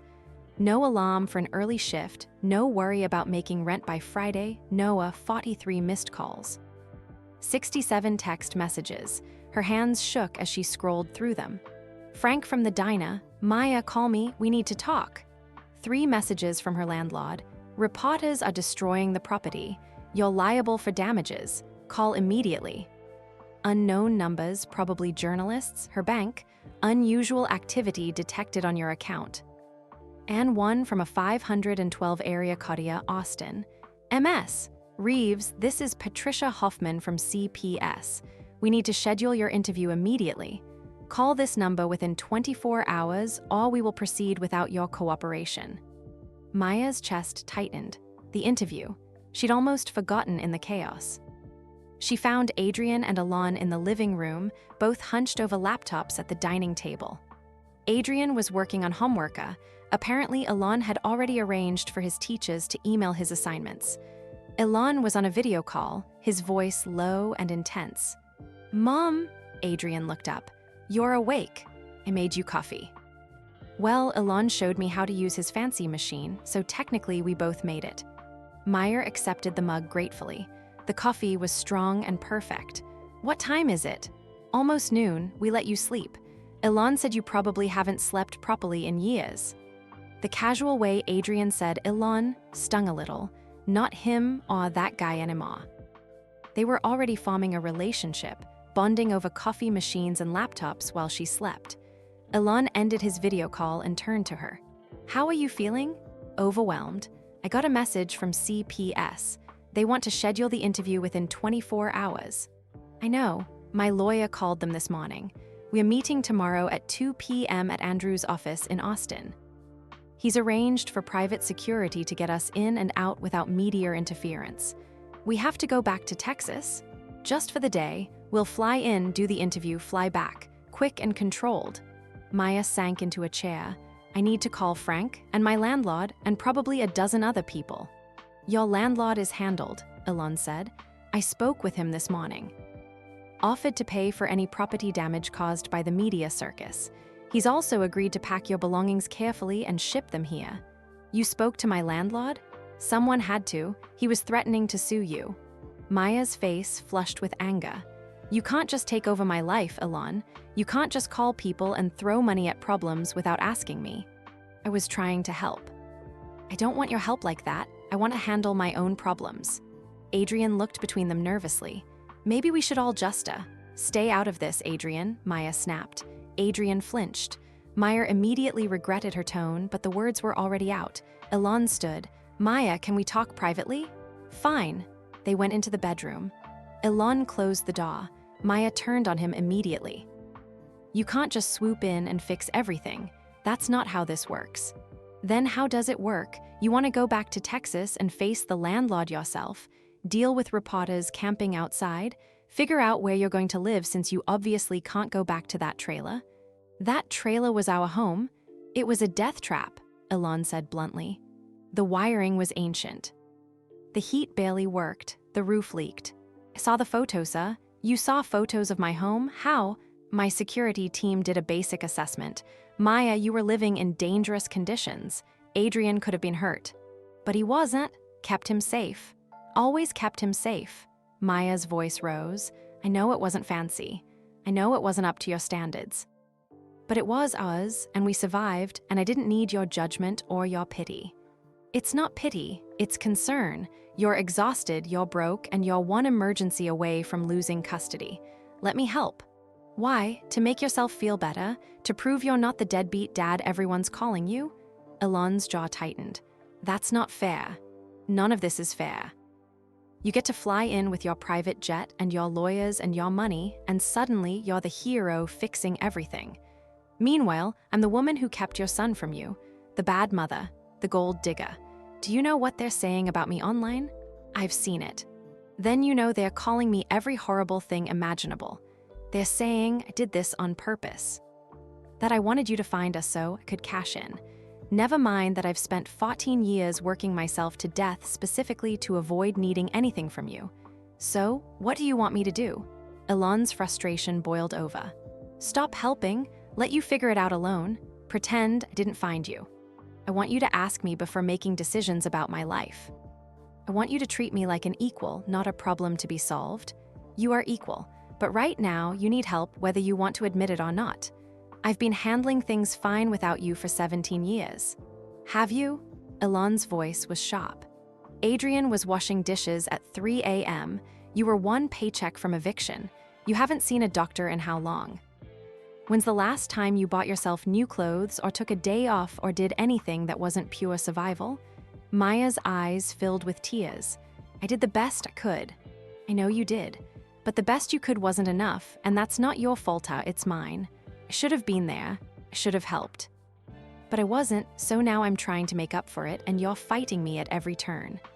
Because I don't know how to let you help. I've been alone for so long, I don't know how to trust anyone else, Toa. Her voice broke. They stood in silence, both breathing hard. Finally, Elon spoke more gently.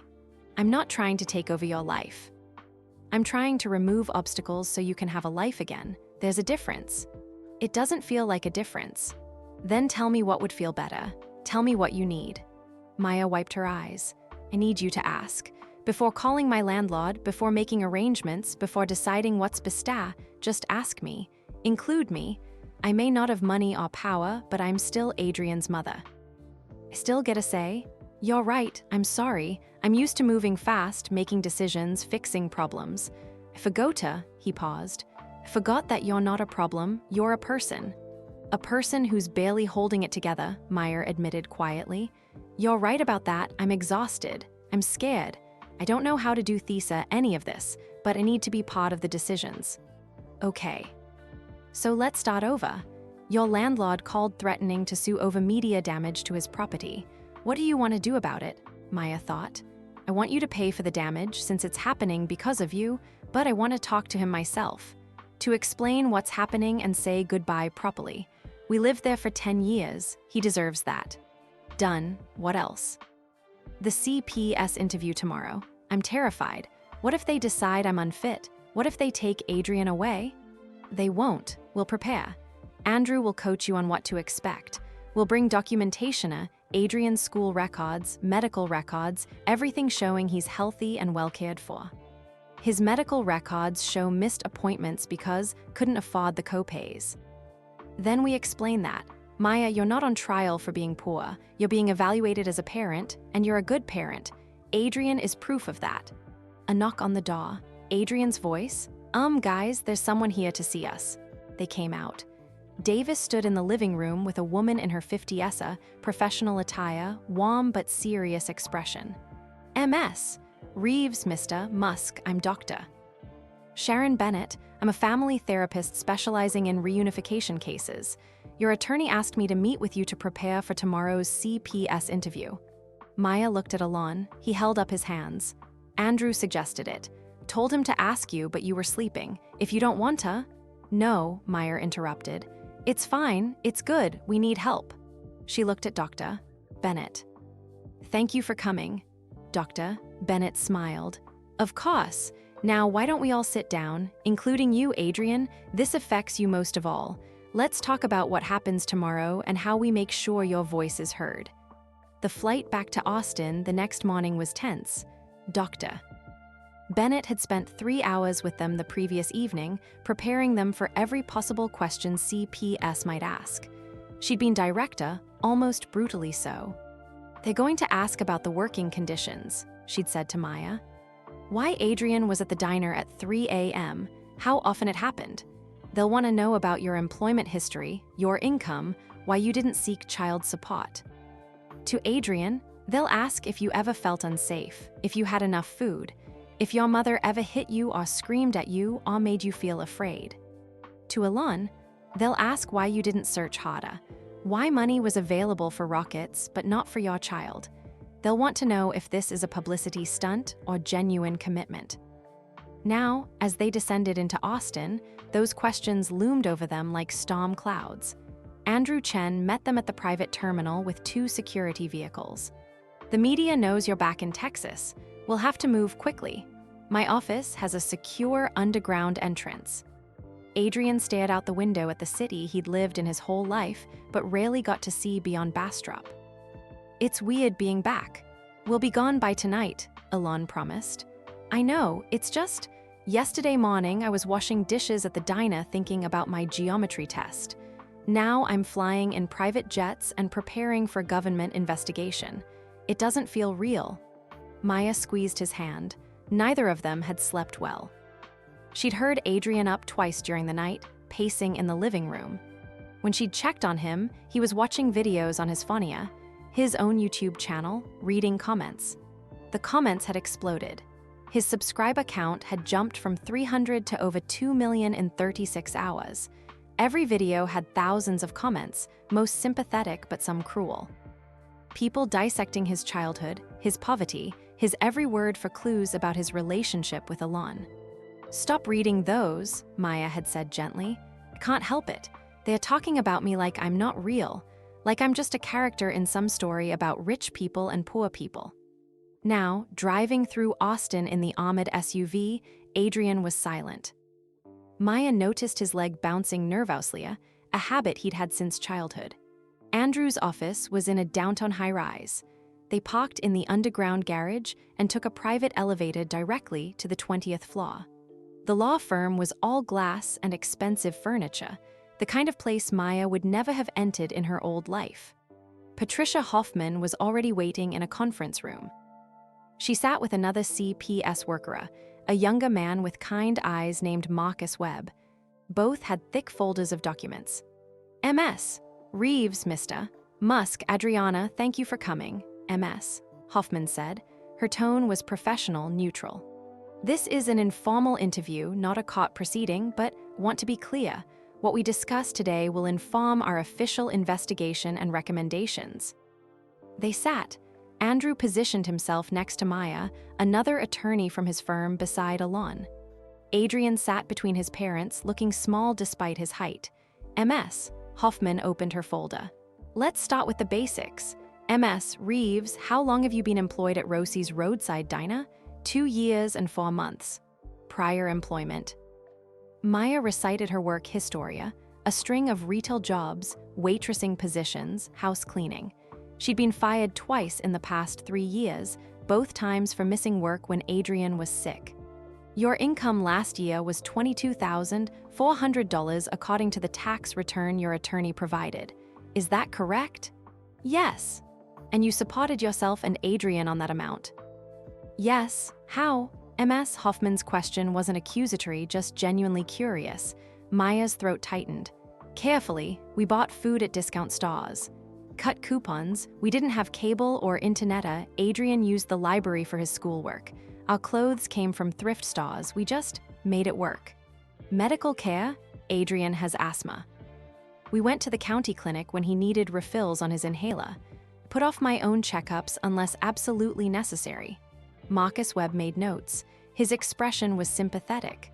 Let's talk about February 14th, MS. Hoffman continued. The night you were found at the diner. Can you explain why your 14-year-old son was there at 3 a.m.? Maya had practiced this answer with Dr. Bennett. Forgot my phone charger at home. My phone was dying and I needed it in case of an emergency at work. Adrian woke up around 2:30 to study. He had a test that day, and I texted him asking if he could bring my charger. He rode his bike to the diner. When he got there, Frank, the cook, asked him to help wash a few dishes while it finished my shift. It was poor judgment on my part. I should have told Adrian to go straight home. How often did Adrian help at the diner? That was the first time. Maya met MS. Hoffman's eyes. I know how it looks. I know the timing was suspicious, but I swear to you I never had Adrian work there regularly. He's a child. His job is school. MS. Hoffman turned to Adrian. Is that accurate, Adrian? That night was the first time you worked at the diner? Adrian nodded. Yes, ma'am. I've gone there to visit my mom on her breaks sometimes, but I never worked there before. That night, just wanted to help. She looked tired. Let's talk about your living conditions. You resided at Creekside Mobile Home Park, Lot 47. Can you describe your home? Adrian glanced at his mother before answering. It was a small trailer, 2 bedrooms. The heat worked most of the time. It wasn't fancy, but it was clean. My mom kept it really clean. Did you have your own room? Yes. Enough food? Yes. Adrian hesitated. I mean, we didn't eat fancy stuff. Lots of pasta and rice and beans, but I never went to bed hungry. Did you ever feel unsafe? No. Never, my mama, Adrian's voice strengthened. My mom worked really hard to take care of me. Sometimes things were tight, but she always made sure I had what I needed. She helped me with homework every night, even when she was exhausted. She never missed a parent-teacher conference. She made sure I got my asthma medicine even when it meant she couldn't buy things she needed. She's the best mom I could have. Maya's eyes filled with tears. MS. Hoffman made notes. Then she turned to Elon. Mr. Musk, you stated in your attorney's preliminary filing that you were unaware of Adrian's existence until February 14th. Can you explain how that happened? Elon chose his words carefully. I dated Maya Reeves in 2008. When she told me she was pregnant, I asked her to wait until after a critical business deadline to discuss it. That was wrong of me. She left before we could have that conversation, and she left a note asking me not to look for her. I hired an investigator, but after 6 weeks with no leads, I stopped searching. Told myself I was respecting her wishes, but honestly, I was being a coward. I was overwhelmed with my company's problems and took the easy way out. You're currently worth approximately $200 billion. Why didn't you provide financial support to Adrian once you learned of his existence? I only learned of his existence 60 hours ago. Since then, I've been focused on getting to know my son and ensuring his and his mother's safety from meteor intrusion. Financial support is obviously not a questioner. I'll provide whatever is needed. But my priority has been establishing a relationship, not just writing checks. MS. Hoffman looked at him steadily. Mr. Musk, you have 10 other children from previous relationships. How do you plan to balance your responsibilities to Adrian with your existing obligations? The same way any parent does by being present. I've made mistakes with my other children being too focused on work. I'm trying to do better. With Adrian, I have a chance to start fresh. I won't squander it. You work notoriously long hours. How will that change? It already has. I've delegated more responsibilities. I've blocked out time specifically for Adrian. And he's expressed interest in engineering and aerospace, so he can be involved in my work in age-appropriate ways when he wants to be. Marcus Webb spoke up for the first time. Adrian, can I ask you something? What do you want? Not what your mother wants or what Mr. Musk wants. What do you want? Adrian looked surprised to be asked directly. He thought for a long moment. I want my mom to be happy and not stressed all the time, he said finally. I want to go to school without people staring at me and taking pictures. I want to go to MIT's summer program. I want to keep learning about rockets and space. And I want, he paused, looking at Elon. I want to get to know my dad. I'm still mad at him for not being there before. But he's here now, and I think I want to see what that's like. MS. Hoffman closed her folder. Thank you all for your honesty. Mr. Webb and I will complete our investigation and file our report with the court within 10 days. In the meantime, Adrian will remain in his mother's custody. We'll need to schedule one more home visita at wherever you're currently residing to ensure the living environment is appropriate. They're staying at my apartment at SpaceX headquarters, Elon said. You're welcome to visit anytime. We'll arrange that. MS. Hoffman stood. One more thing. This case is being closely watched by the media and the public. Whatever happens, I want to be clear, our only concern is Adrian's welfare. Not publicity, not politics, not protecting reputations, just the child. That's all I want too, Maya said quietly. After CPS left, they sat in silence. Andrew's associate brought water and coffee, but no one touched them. Finally, Adrian spoke. Did I say the right things? You said the truth, Maya replied. That's always right. Do you think they'll let me stay with you? I don't know, baby, Andrew interjected. For what it's worth, I think that went well. MS. Hoffman is thorough, but she's fair. She could see that Adrian is healthy, well-adjusted, and clearly loves his mother. The poverty wasn't neglecto, it was circumstance. But, Maya sensed the hesitation. But they'll want to see sustained stability, not just a few days in Elon's apartment.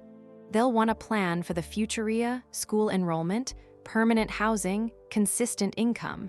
You can't live in a borrowed apartment indefinitely. The weight of that statement settled over them. Running away had bought them time, but it hadn't solved anything. Eventually, they'd need to figure out what came next, where they would live, how they would live, whether they would be a family or just 3 people connected by DNA and circumstance. We'll figure it out, Elon said, though even he didn't sound entirely convinced. Adrian's phone buzzed. He looked at it and his face went pale. What is it? Meyer asked. There's a video. From someone at my school, they posted it on TikTok. He held up his phone. The video showed Adrian's locker at school. Someone had spray-painted "poor boy" across it in red letters. The caption read, "Guess who's not so poor anymore? Elon's secret son gold digger." Maya felt sick. Adrian just stared at the screen, his expression unreadable. Then, quietly, I can't go back there. Mom, I can't go back to that school. Everyone knows now. Everyone's going Toa, his voice broke. I just want to be normal again. but Namal was gone. That innocent morning at the dinner, just yesterday morning, though it felt like years ago, had shattered Namal forever. They flew back to California in silence. Adrian sat with his headphones on, staring out the window. Maya pretended to sleep but was really just hiding her tears. Elon worked on his laptop, but his eyes kept drifting to his son. When they landed in Hawthorne, it was early evening. The February sun was setting over the Pacific, painting the sky in brilliant oranges and purples. Adrian took off his headphones to watch. "I've never seen a sunset over the ocean," he said quietly. Elon made a decision. "Davis, change of plans. Take us to Manhattan Beach, the house on Highland Avenue." "Sir, that property isn't secured for us." "I don't care. We are going." 20 minutes later, they pulled up to a small beach house. It was modest by Elon's standards, maybe 2,000 square feet, weathered wood siding, a deck overlooking the sand. He'd bought it years ago as an investment and rarely used it. "Come on," Elon said, climbing out. They walked through the house, sparsely furnished, smelling faintly of salt air, and out onto the deck. The beach stretched before them, mostly empty on a Tuesday evening. The waves rolled in rhythmically, eternal and indifferent to human drama. Adrian walked down the wooden steps to the sand. He took off his shoes and socks, letting his feet sink into the cold grains. Maya followed, and then Elon. For a while, they just stood there. Three people who were family but didn't know how to be a family yet. "It's bigger than I thought it would be," Adrian said finally. "The ocean. It covers 70% of the planet," Elon said. "About 139 million square miles." "I know the statistics, just never felt them before." Adrian walked closer to the water, stopping just before the waves reached his feet. "Everything's different now, isn't it? We can't go back to how things were." Maya joined him at the water's edge. "No, we can't. My school, our trailer, our Lithia, it's all gone." Adrian's voice was steady, but tears ran down his cheeks. "I know I should be grateful. I know people think I'm lucky now, but I just feel lost." "Me too," Maya admitted. Adrian looked at his mother in surprise. "Really? Really? For 14 years, I knew exactly who I was. Your mom, a waitress. A woman trying to survive day by day. It wasn't much, but it was mine. Now I don't know who I'm supposed to be." Elon approached them slowly, not wanting to intrude but needing to be part of this. "Can I tell you both something?" They turned to face him. "I've spent my entire adult life building companies. Tesla, SpaceX, all of it. I've had this clear vision of the future I wanted to create here: electric cars, reusable rockets, humans on Mars. But I've been terrible at building relationships. I've been married 3 times. I have 11 children now, and I've missed huge parts of their lives because I was always working. Kept telling myself the work mattered more, that changing the world justified the sacrifices." He paused, looking at the ocean. "But finding you too, it made me realize how much I've been running from. From connection, from vulnerability, from anything I couldn't control or solve with engineering and money. And now, I'm standing here with a son who doesn't know me and a woman who has every reason to hate me, and I'm more terrified than I've ever been. Because this matters in a way nothing else has." Adrian wiped his eyes. "I don't hate you. You should. Maybe, but don't. I'm angry and confused, and I don't know how to feel about any of this. But hate? No." Adrian kicked at the sand. "You want to know what scares me most? That I'll start to like having a dad. That I'll get used to the money and the opportunities and the not worrying about rent. And then what if you get bored? What if you decide being a father is too hard or takes too much time? Then I'll have lost my normal life for nothing." The fear in his son's voice cut Elon deeply.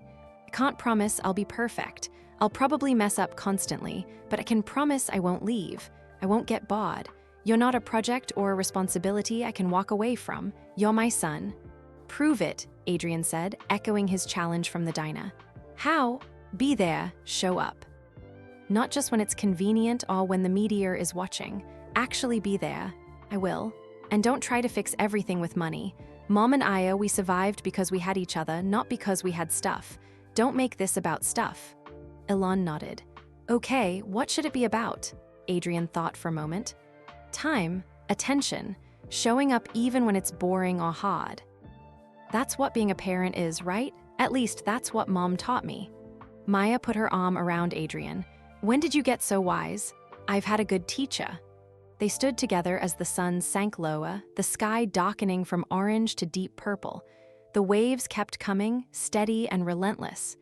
We need to make some decisions, Elon said finally. About school, about where you'll live, about what happens next. But I don't want to make them alone. This needs to be a discussion, not a decree. Thank you, Maya said quietly. They walked back to the beach house and sat on the deck.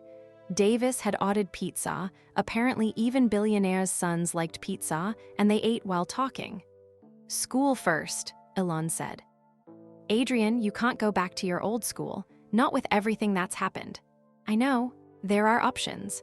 Private schools with good security and strict no media policies, or online schooling if you want to avoid in-person altogether. Or, Elon hesitated. There's a small program at SpaceX for employees' kids who have unusual schedules or circumstances, only about 15 students. They follow California standards, but with flexible scheduling and hands-on engineering projects. Adrian's eyes lit up. That's a real thing? It's mostly for engineers who work odd hours and need educational flexibility for their kids, but you'd qualify. That sounds amazing, Adrian said. Then his face fell. But what about my friends? I mean, I didn't have many, but there were a few people who were nice to me. I'd never see them again. You could still keep in touch. Video calls, texts, visits when things calm down. Adrian nodded slowly. Can I think about it? Of course. What about Mom? Adrian looked at Maya. You're supposed to finish your PhD, right, Doctor? Chen at UT Austin offered you that chance. Maya had almost forgotten about that conversation in the chaos. I don't know if that's realistic anymore. I'd have to go back to Texas, find housing, somehow balance school and Why Texas? Elon interrupted. There are excellent aerospace programs in California. Caltech, Stanford, USC, any of them would be lucky to have you. I'd never get accepted. I dropped out 17 years ago. My research is outdated. I'm 40 years old. Your research on propulsion efficiency was ahead of its time, Elon said. I remember reading your preliminary work back in 2008. It was brilliant. And 40 isn't older. Some of the best engineers I know didn't hit their stride until their 40s. Maya shook her head. Even if a program would take me, I can't afford it. We've been through this. Money isn't the obstacle anymore. The question is, do you want to finish what you started? Maya looked out at the ocean, now dark except for the moonlight dancing on the waves. Did she want to? For 17 years, she'd buried that dream so deep she'd almost forgotten it existed.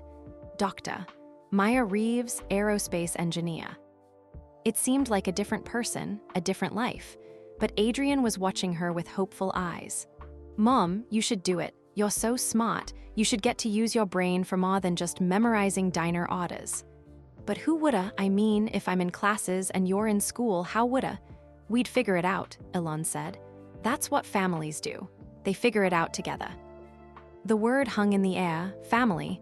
Is that what we are now? Adrian asked. A family? The three of them looked at each other, strangers 3 days ago, connected by blood and history but not by choice or understanding. I think we could be, Maya said slowly, if we all choose it, if we all work at it. It won't be easy, Elon warned. I travel constantly for work. You both will have adjustments to make. There will be media attention. My other children will have questions. It's going to be complicated. Everything worth doing is complicated, Adrian said. You taught me that, Mom. Maya smiled through tears. I did, didn't I? So what do we do? Adrian asked. Right now, I mean, what's the next step? Elon pulled out his phone and opened a notes app. We make a list, what each of us needs, what we are worried about, what we want, and we work through it together. No more decisions made by one person. No more secrets. We do this as a team or not at all. They stayed on that deck until midnight, talking and planning and slowly building something new from the broken pieces of their separate lives. 3 months later, Maya stood in front of a lecture hall at Caltech, her hands shaking as she held her notes. 50 aerospace engineering students stared back at her, waiting for her to begin her presentation on advanced propulsion systems. Professor Richard Armstrong, her PhD advisor, gave her an encouraging nod from the back of the room. "Whenever you're ready, Maya." She took a deep breath. 3 months ago, she'd been serving coffee at a diner. Now she was a graduate student at one of the world's most prestigious engineering schools, about to present research that could revolutionize fuel efficiency for long-duration spaceflight. "Thank you, Professor Armstrong. Today I'll be discussing variable thrust ion propulsion systems and their applications for Mars transit missions." The words came easier than she expected. This languagea, thrust ratios, delta-V calculations, orbital mechanicsa, it was still there, buried under 17 years of survival mode but not forgotten. As she clicked through her slides, explaining her research, she felt something she hadn't felt in years: pride. The students asked sharp questions. She answered confidently. When she finished 45 minutes later, the room applauded. Professor Armstrong approached her afterward. "Excellent work, Maya. Your analysis of the fuel efficiency problem is innovative.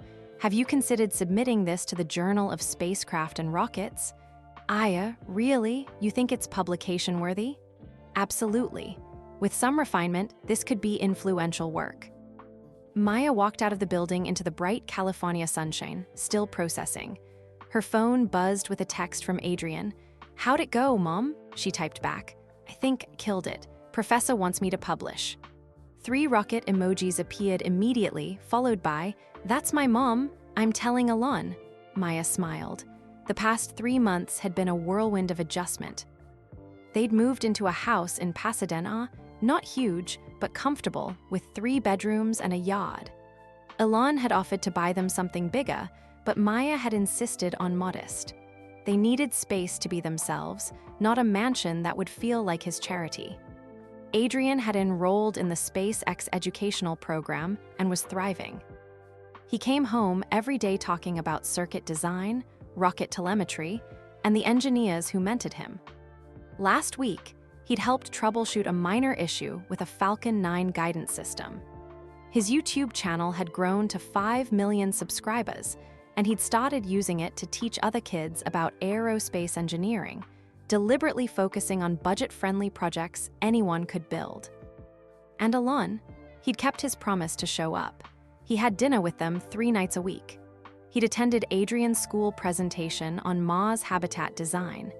He'd even sat through an awkward first meeting with Maya's PhD cohort, enduring their starstruck questions and thinly veiled curiosity about their relationship. Because that was the question everyone wanted answered: were they together? The answer was complicated. They weren't a couple. Too much history, too much hurt, but they weren't strangers either. They were co-parents, learning to communicate, to make decisions together, to build trust slowly. Some nights after Adrian went to bed, they'd sit on the back porch and talk. About their days, about Adrian, sometimes about the past. Elon had apologized more times than she could count. Maya had apologized to her for running, for hiding Adrian, for letting pride keep her from asking for help. Forgiveness was a process, not an event. They were both learning that. Maya drove to Adrian's school to pick him up. The SpaceX Education Center was a converted warehouse adjacent to the main facility, designed to look like a small mission control center. She found Adrian in the lab, hunched over a computer with 2 other students, analyzing flight data.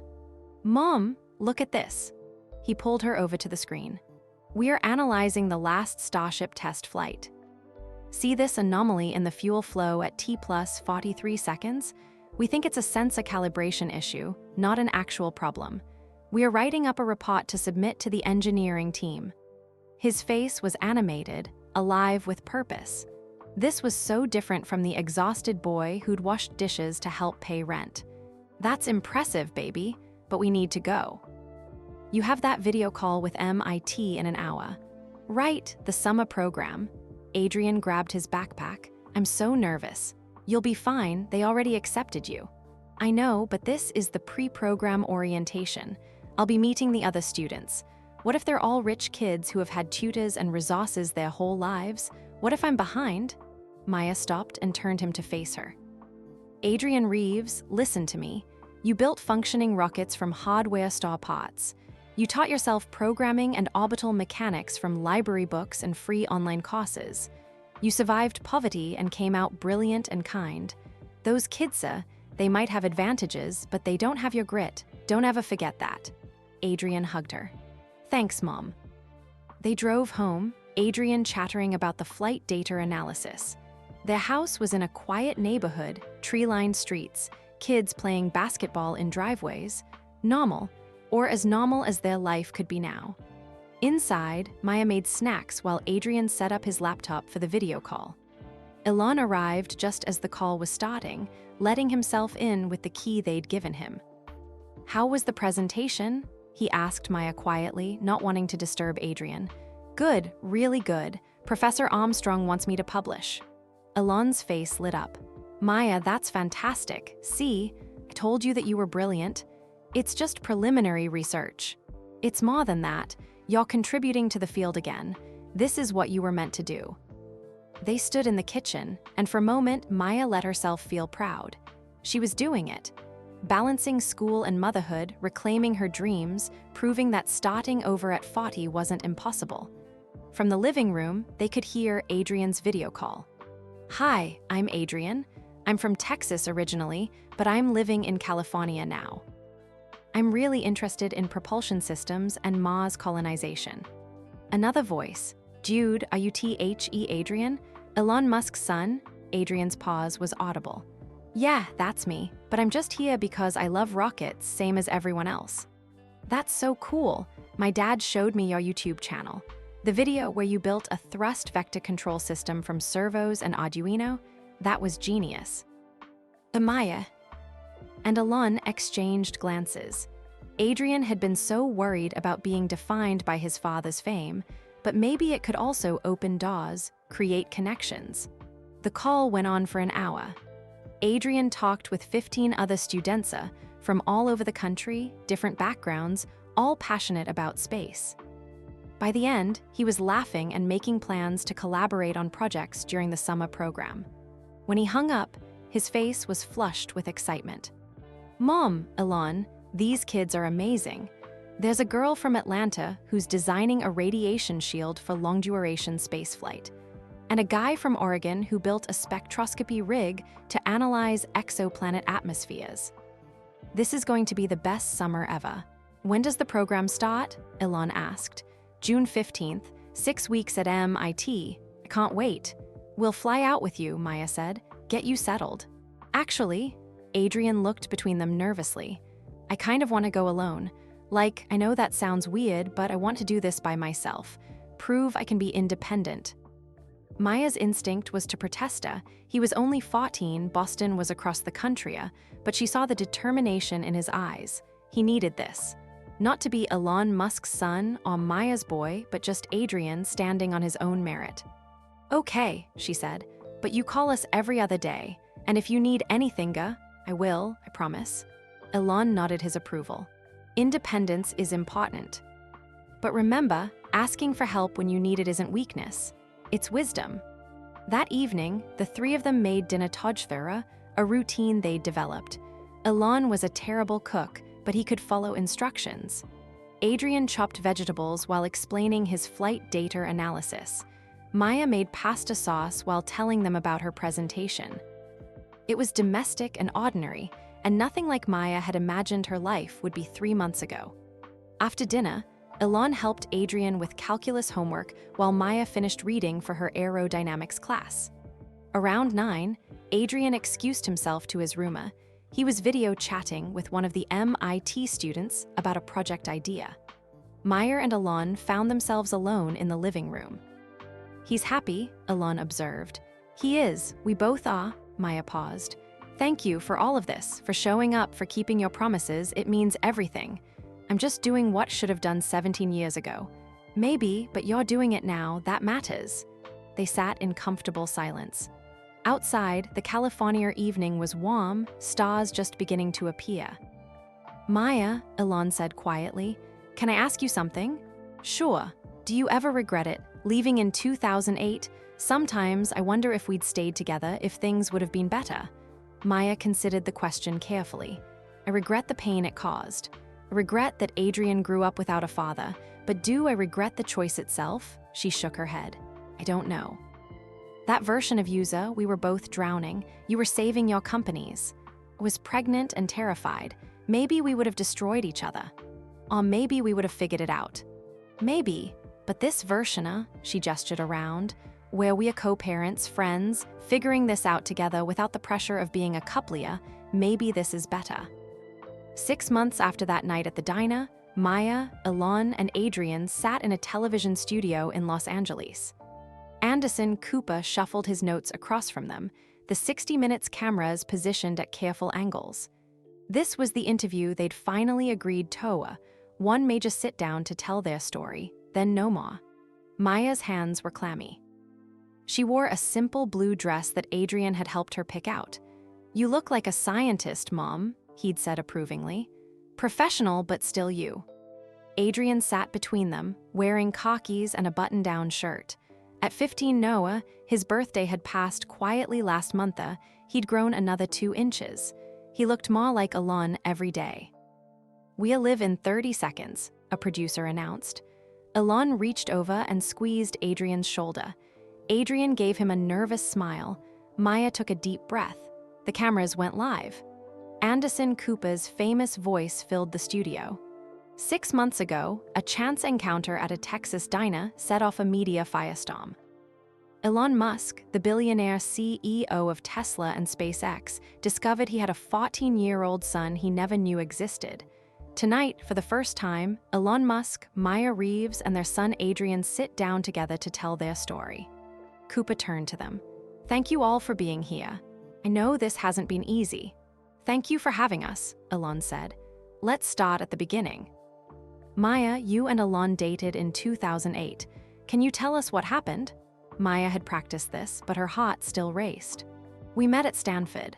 Was a PhD student, he was speaking at a symposium. We started dating during what was probably the hardest year of Elon's life. Tesla and SpaceX were both near bankruptcy. Got pregnant in August 2008. And Elon, you asked her to wait to discuss it? Yes.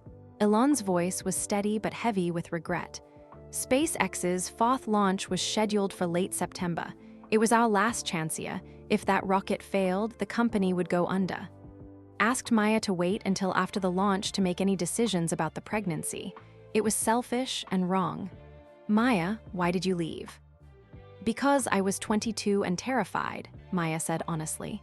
Elon was trying to save 2 companies. He already had 5 children from his first marriage who he barely got to see. Convinced myself that another child would destroy him, that I'd be a burden, so I left. Went back to Texas, had Adrian alone and never reached out. For 17 years. For 17 years, Maya confirmed. I told myself I was protecting my son from chaos, but really, I was protecting myself from rejection. Cooper turned to Adrian. Adrian, when did you learn that Elon Musk was your father? That night at the diner. I was washing dishes, my mom broke a coffee cup, and suddenly there was this famous guy sitting at the counter. Adrian's voice was clear, composed. At first, didn't believe it. Demanded proof, it seemed too impossible. What was that moment like? Adrian thought carefully. Confusing, scary, angry. Spent my whole life without a father, and suddenly he's there, and he's one of the most famous people on Earth. It felt like my whole identity got erased. Suddenly, I wasn't just Adrian anymore, I was Elon Musk's secret son. How do you feel about it now? Still complicated, Adrian admitted. But better. I'm getting to know Hema, not Elon Musk the billionaire, but Elon, my dad. We talk about rockets and math. He comes to my school presentations. He's teaching me to think like an engineer. It's not perfect, but it's real. Cooper leaned forward. Elon, critics have said you're one of the richest people in the world, yet your son was living in poverty. How do you respond to that? Elon didn't flinch. They're right to criticize. Failed my son for 14 years. The fact that I didn't know he existed doesn't excuse ETA. Should have searched harder in 2008. Should have found them. Every difficult moment they experienced, every time Maya worked 3 jobs or Adrian went without something he needed, that's on me. Can't change the past, but I can be present now, and I am. Maya, people have accused you of being a gold digger, of hiding Adrian deliberately to cash in later. What do you say to that? Maya had expected this question. I say they don't know what poverty actually looks like. If I wanted money, I had 17 years to ask for it. I didn't. Worked myself to exhaustion specifically to avoid needing anything from Elon. Did I make mistakes? Absolutely. But gold digger? No, I was just trying to survive. You're now enrolled at Caltech, pursuing your PhD in aerospace engineering. How did that happen? Elon and I talked about what we each needed to move forward. I'd given up my dreams when I had Adrian. He encouraged me to reclaim them. It was terrifying. I'm 40 years old, competing with students half my age. But my advisor believed in me, and I'm proving I still have something to contribute to the field. Koopa turned back to Adrian. You've become something of an internet sensation. Your YouTube channel has over 6 million subscribers now. How has fame changed your life? Adrian made a face. It's weird. I started that channel to document my rocket builds, maybe help other kids learn. Now people watch because of who my dad is. I get recognized at the grocery store. There are TikToks analyzing everything I say. It's uncomfortable. Do you resent your father for that? Sometimes, Adrian said honestly, and Elon's face tightened with pain. When I can't go to a movie without security, or when people only want to be my friend because of my last name, yeah, I resent it. But that's not his fault exactly. It's just reality now. How are you handling it? By staying focused on what matters. I'm going to MIT's summer aerospace program next month. I'm working on projects I care about. I'm trying to be Adrian, who happens to have a famous dad, not just famous dad's son. Koopa shifted topics.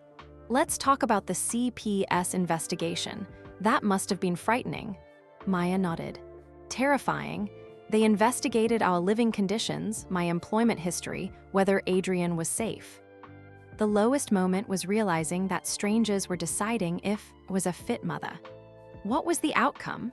They closed the investigation after 3 months, Elon said. February They determined that Maya had always provided appropriate care within her means, and that Highway Adrian's 71, current living Texas. situation was Elon stable Musk's and healthy. Cybertruck dies on a But dark it took highway. a psychological No toll security, on all of us. No signal. Adrian, Just a broken-down you testified in billionaire that walking toward the only lights What did you from tell Milsa, them?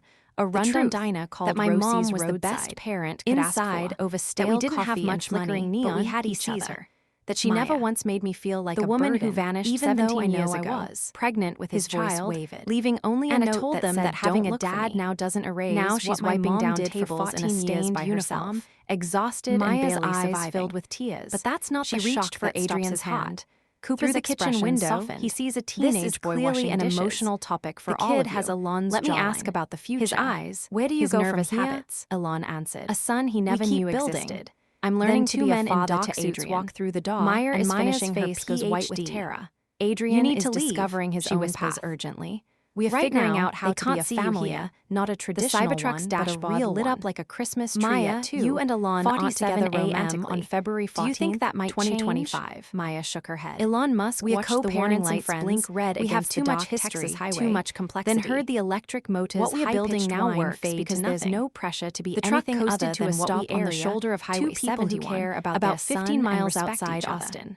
And you're Perfect. comfortable with that? Elon muttered, More than pressing the comfortable. touchscreen. For the first Nothing time in responded. 17 years, He tried I'm the not door just handle. surviving. Manual I'm building a release still life. worked. I'm Thank pursuing God. my dreams. The cold Have February air stability hit him and as he support. stepped onto the gravel shoulder. Romance would complicate He'd left that. the space And and star honestly, base in Boca neither of us Chica wants 3 that hours ago complication. after a marathon Cooper meeting turned about to the Elon. next Starship You test famously flight. said that your His goal is to security make team was humanity following a in a separate multiplanetary vehicle. species. But they'd stopped How for does gas being 20 Adrian's minutes back. father fit into that He pulled mission? out his phone to call Elon them. looked at his son. No signal. I used to Of think the course. mission was everything. The highway That stretched personal empty in both sacrifices were directions. justified A if the black work was ribbon cutting important through enough. scrubland.